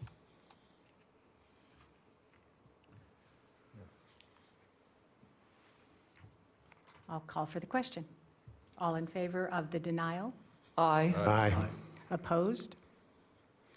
Now for a point of clarification, because the master plan amendment has been denied, what does that do to the I think you should also make a motion on the zoning portion? portion. Thank you. Madam Chair, was that a unanimous? It was a unanimous no, Thank yes. Madam Chair, may I? Yes. I move that after giving reasoned consideration to the information contained in the staff report and information received during the public hearing, the Washoe County Planning Commission deny adoption of the proposed regulatory zone amendment case WRZA 18-0004 for Harry Fry, having made none of the following findings in accordance with Washoe County Code Section 110.821.15D. And again, consistency with the master plan. The proposed amendment is not in substantial compliance with the policies and action programs of the master plan. 2, compatible land uses. The proposed amendment will not provide for land uses compatible with existing or planned adjacent land uses and will adversely impact the public health, safety, or welfare. 3, response to change conditions. The proposed amendment does not respond to change conditions or further studies that have occurred since the plan was adopted by the Board of County Commissioners, and the requested amendment does not represent a more desirable utilization of land. 4, availability of facilities. There are not, nor are there planned to be adequate transportation, recreation, utility, or other facilities to accommodate the uses and densities permitted by the proposed amendment. No adverse effects. The proposed amendment will adversely affect the implementation of policies and action programs of the Washoe County Master Plan. Desired pattern of growth. The proposed amendment will not promote the desired pattern for the orderly physical growth of the county, nor guide development of the county based on the projected population growth with the least amount of natural resource impairment and the efficient expenditure of funds for public services. Effects on military installations is irrelevant. Second. Any discussion? All those in favor of denial? Aye. Opposed? Motion carries unanimously. I'm going to take a 5-minute break so we can bring Commissioner Bruce back in. Poor guy. Got to wake him up first. Got to wake him up.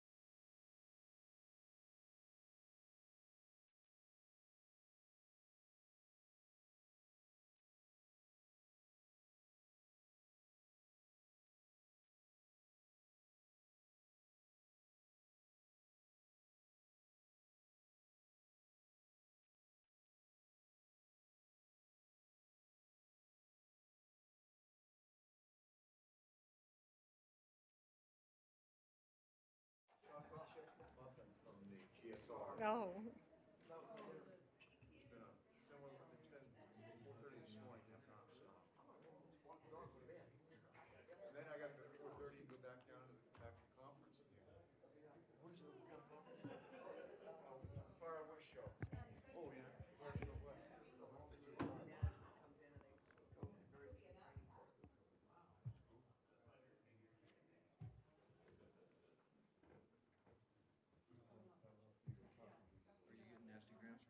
No, no, no. No, you're his target now.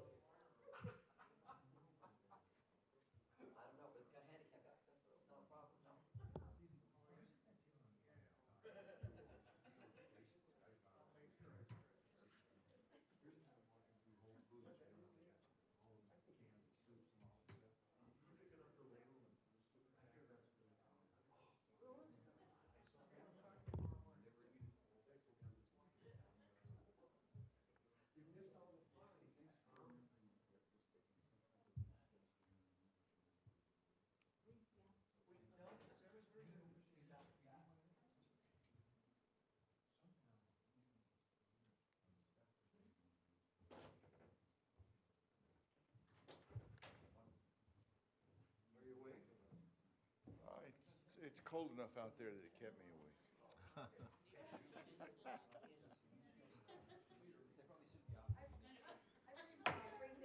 You did such a great job. Session, and let Oh, the record thank you. reflect that Commissioner Bruce has joined us. Did you have a nice nap? We are now on to 7B. Mr. Lloyd, if you could identify the general nature of the proceedings. Absolutely. This item before you tonight is a possible action to adopt a resolution initiating amendments to, one, the Washoe County Code at Chapter 110, Development Code, Article 220, Tahoe Area, commonly referred to as the Tahoe Area Modifiers, two, the Washoe County Master Plan, Volume 2, Tahoe Area Plan, including changes to the master plan map, and three, the Tahoe Area Regulatory Zone map. These amendments are meant to ensure the conformance of the Washoe County's plans with the 2012 regional plan adopted by the Tahoe Regional Planning Agency, including but not limited to the following, and that's A, adopting the TRPA permissible uses set forth in TRPA Chapter 21 in lieu of Washoe County's allowed uses set forth in Article 302 of the Washoe County Development Code. B, adopting TRPA's master plan and land use categories in lieu of Washoe County's master plan land use categories set forth in Article 106 of the Washoe County Development Code. C, adopting TRPA's plan area statements in lieu of Washoe County's regulatory zones set forth in Article 106 of the Washoe County Development Code. D, adopting TRPA's implementing plans by reference when necessary, including but not limited to portions of the TRPA Code of Ordinance and the Shore Zone Plan. And finally, E, adopting other matters necessarily connected therewith and pertaining thereto. And presenting this item tonight is Senior Planner Eric Young. Okay, disclosures by commissioners of ethics or ex parte communication. Okay, open to public hearing. Mr. Young.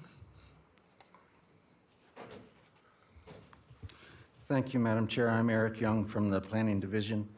The reason that description that Mr. Lloyd just read was so long is, as you may have noticed, we are bringing you three initiations in one staff report. So instead of reading three things and going through three different agenda items, we've combined this substantial initiation process into one staff report. We're asking for initiation of amendments to the master plan, the development code, and the regulatory zone map, all in relation to the Tahoe planning area inside the Lake Tahoe Basin. The reason that we're doing this, I'm sure you're familiar with updating our master plan down here to come into conformance with the Truckee Meadows Regional Plan, and I'm sure you understand that in the Tahoe Basin, there's another regulatory agency called the Tahoe Regional Planning Agency that also has a regional plan, and that we also must conform to. So in the Tahoe Basin, we also have to do updates to our planning documents, especially the master plan, but including the development code to come into conformance with the Regional Planning Agency's regional plan. So the master plan amendments. Those will include the Tahoe area plan. There's an area plan for Tahoe just like there is everywhere else, although it looks and functions somewhat differently. And that includes the North State Line Incline Commercial, Incline Tourist, and Ponderosa Ranch community plans.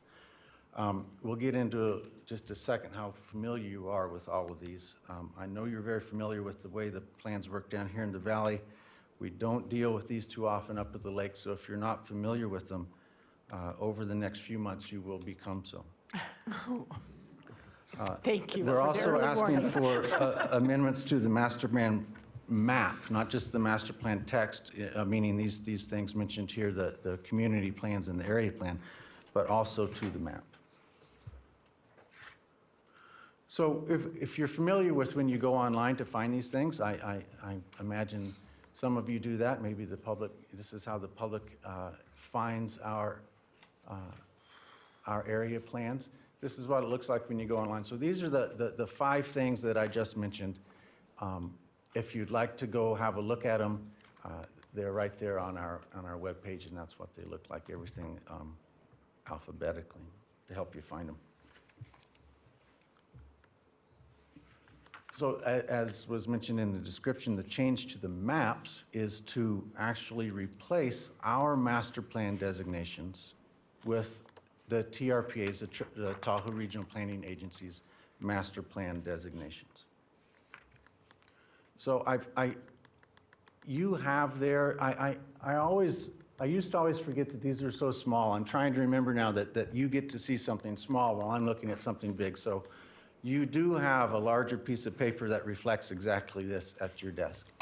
So this is what very, very quickly here, and we'll have plenty of time over the coming months to really dive into the details, but very quickly here. There's a second warning. Yeah. This is the master plan designations that TRPA has. They're very reasonable. They make perfect sense, and it's a very sort of a normal planning approach. This is what we have. This is our master plan map.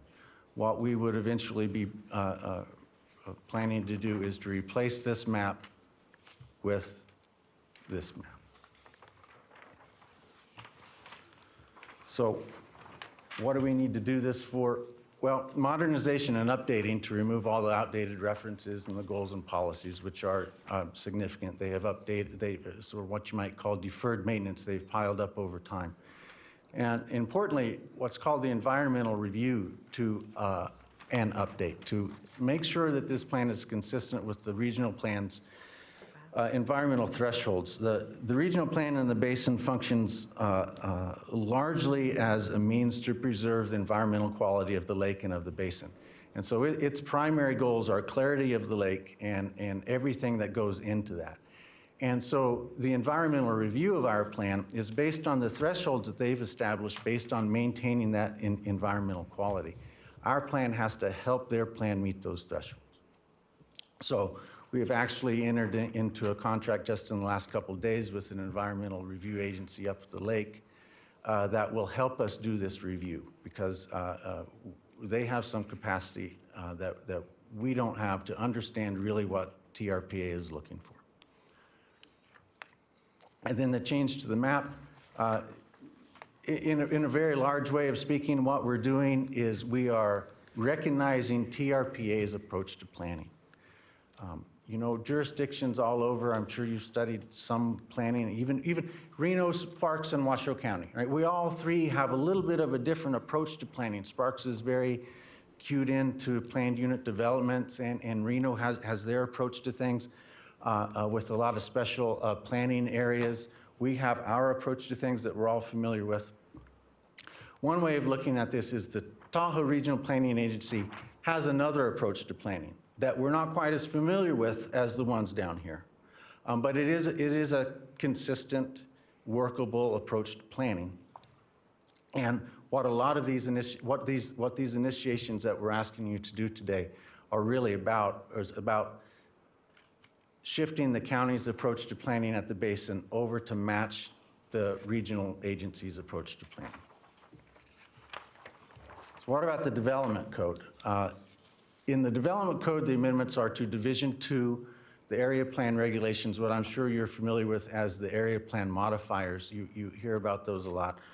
The ones for Hidden Valley are particularly important. There's some other ones around that come to the head and function pretty often down here in the valley.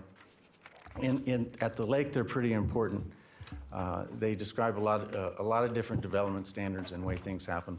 A lot of that in the development code are things that we actually have control over that aren't dictated to us by TRPA, but a lot of it is.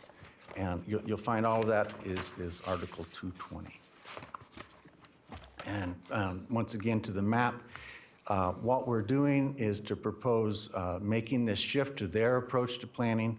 And this is really the big thing. This is the one that people will interact with the most. It might not be the biggest in terms of what TRPA is looking for, but in terms of how staff, our community, developers interact with the plan, this is going to be one of the bigger changes. We're proposing to switch out our regulatory zone map, the map that we have and the regulatory zones, for their map that uses something called plan area statements rather than regulatory zones. So we're switching out those two maps, and once again, here we go. This is our regulatory zone map. This is what it currently looks like with all the zones that you're familiar with. Everything from neighborhood, commercial to industrial and medium density suburban, all the terms we're familiar with. What we'll end up proposing in Tahoe is to get rid of all of those, to not use any of those, and to use this other planning approach that utilizes something called plan area statements. There are many of them, you can see.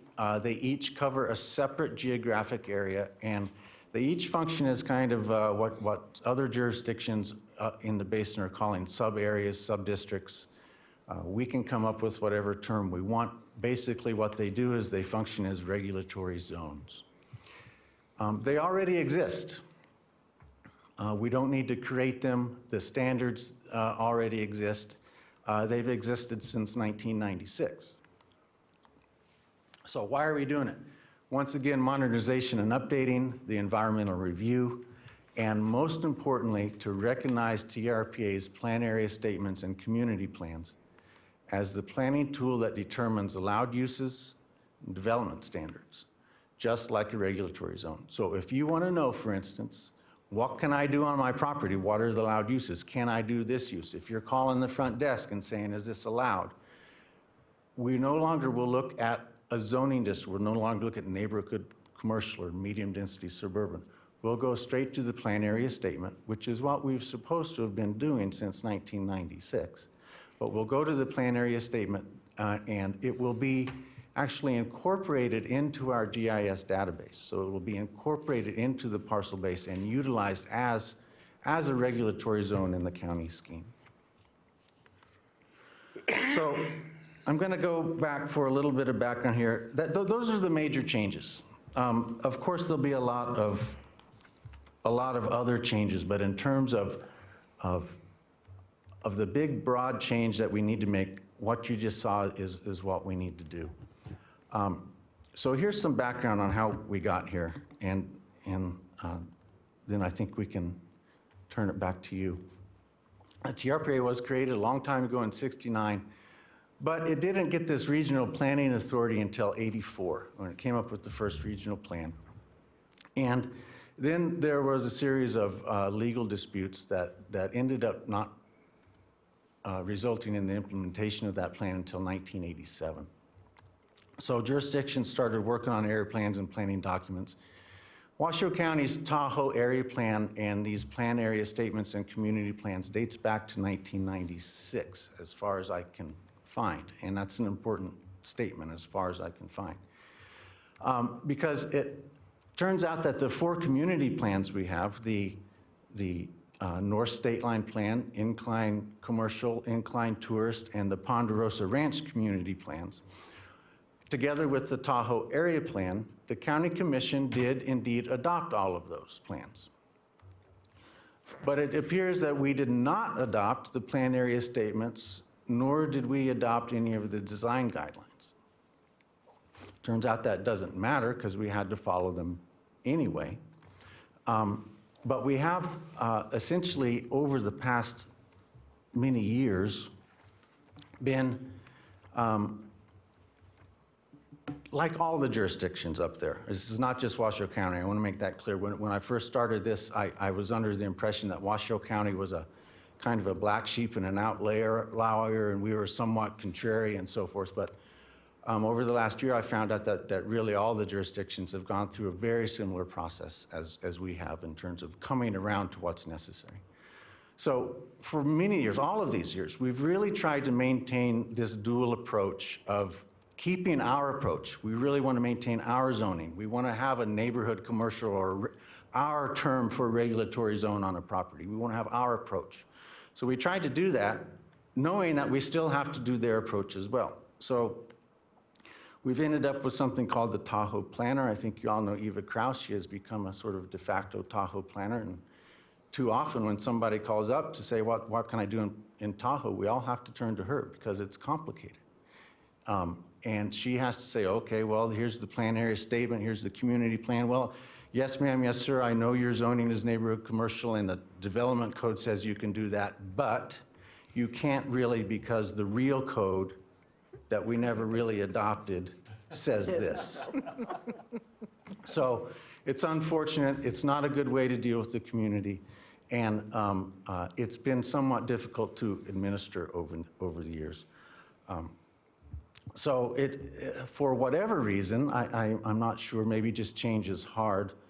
Maybe, I think we've all experienced it a little bit with our own regional planning agency down here. Sometimes it just feels a little bad to be told what to do. I can't really tell you why. It's such a long time ago, even before I started here, that I don't know why we took the attitude that we took. I don't know why we never jumped on board and said, okay, we'll do what we need you to do.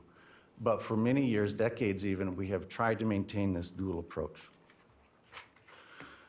But since 2012, when they adopted a new regional plan, a new updated regional plan, all the jurisdictions have been working more closely with TRPA, somewhat to try and get out of just the confusion that we have today, and somewhat just under a better attitude by all the agencies, including TRPA and ourselves.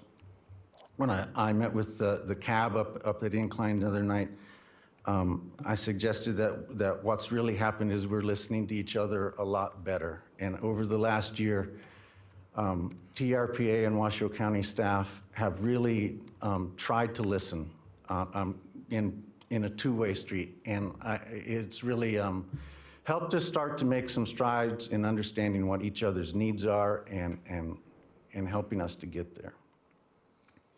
So, we believe that we can do what they need us to do. We know it's a little bit of a different approach to planning. It's a lot of a different approach to planning.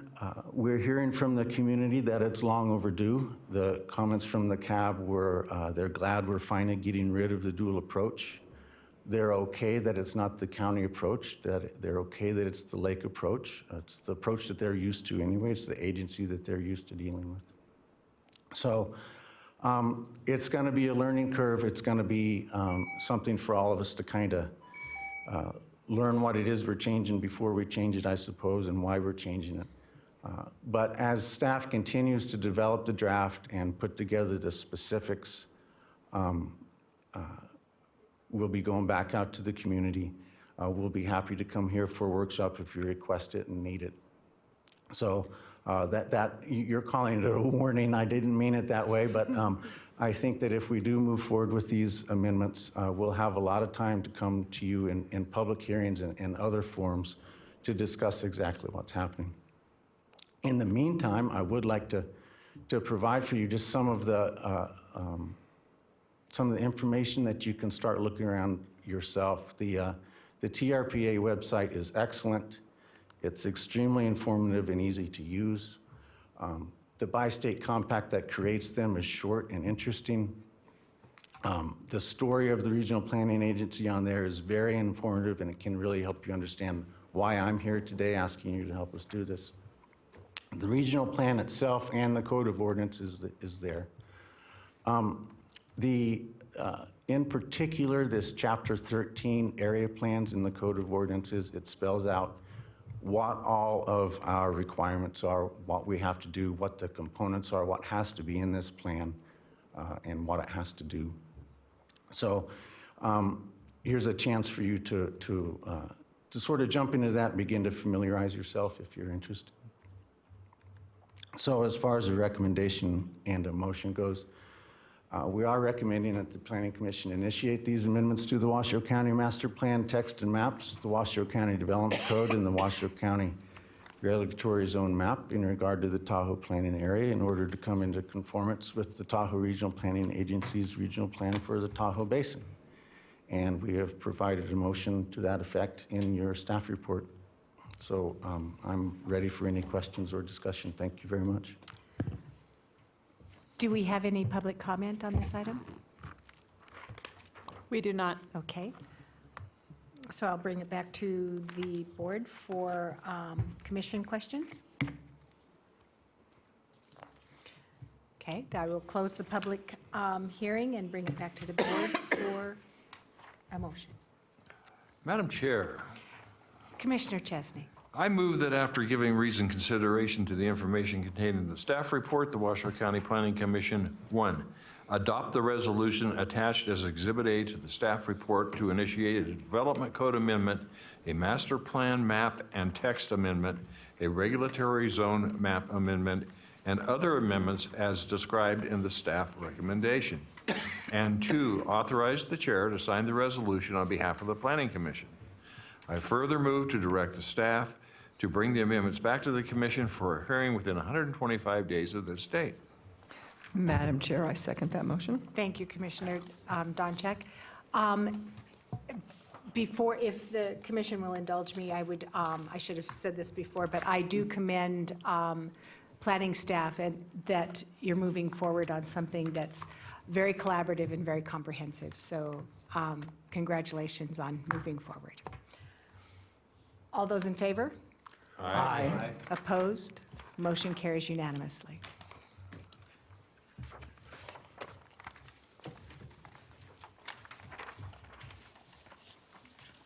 We're now at item 8, Chair and Commission items. 8A, future agenda items. Commissioner Lawson? Madam Chair, I don't know if this is a future agenda item, but I gained great value from our most recent workshop, and I'd like to see another one scheduled. I noticed you and Trevor suggested you were scheduling another workshop.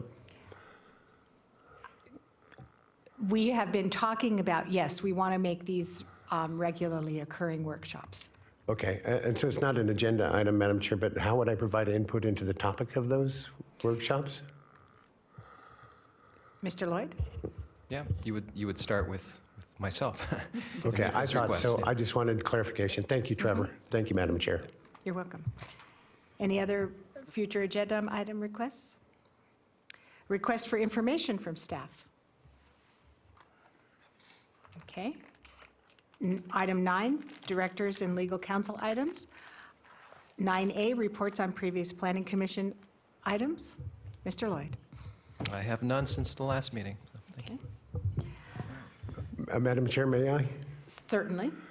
Wasn't there a Board of County Commissioners meeting since we last met wherein they overturned our denials of several? I believe you're talking about Prado Ranch, and that. Yes, I am. That did happen, and I reported on that at the last meeting. Was that the September meeting? Was it the workshop? Training workshop. Oh, was that the training workshop? I missed that. I don't recall having the discussion about, Oh, I thought we made that, I apologize. If I haven't already, yes, the Board of County Commission, they did hear Prado Ranch, and they overturned the decision of the Planning Commission and approved the appeal. are we allowed to comment on that, Madam Chair? Mr. Edwards? No, I think it should be on the agenda as a discussion item if there's going to be some kind of discussion. This agenda item is simply for Mr. Lloyd to apprise you of what has happened with it. Do I get to go backwards? Backward, Commissioner Lawson, what do you mean in going backwards? You mean going back to item 8? Yes, ma'am. Mr. Edwards? It's up to you, Madam Chair. If you want to reopen item 8, and I'm guessing it would be 8A or 8B, if probably 8A, I'm guessing. Yes. So I will reopen 8, and for Commissioner Lawson, are you considering 8A? Thank you, Madam Chair. I appreciate your patience and understanding. I would like a future agenda item to speak to the Planning Commission's propensity to overturn, the Board of County Commissioners overturn Planning Commission denials and the rhetoric that comes along with that. And I'd like to have an opportunity to address the negative comments that were made about this group in a public forum. So I request that be an agenda item. Okay, thank you. Since I've reopened item 8, any other? Okay. Commissioner Bruce? I have a question. Is this on now? Yes, it is. Oh, good. I'm a little spacey with my recusal. But it seemed to me that at some point in time in the last 3 months, that there was going to be information about the Washoe County Commissioners dealing or addressing an issue regarding the shipping containers. As a future agenda item. No? This is a request for information from staff, as I'm hearing it. All right, For okay. information, and I thought that we were going to get feedback from staff as to that issue with the Washoe County Commissioners. And this is an item that we did respond to. This, cargo containers, we are reintroducing this. We'll be opening up this as a code amendment. It will be coming before this Planning Commission in the near future. I don't have a date for you, but it will be coming back to you. So we will have full discussion on cargo containers. Very good. So Thank the you. item is reopened, yes. Okay. I'm now going back to item 9, 9B. No, I have nothing else to add right now. Thank you. Thank you. Item 10, general public comment. No public comment. I'll entertain a motion to adjourn. Motion to adjourn.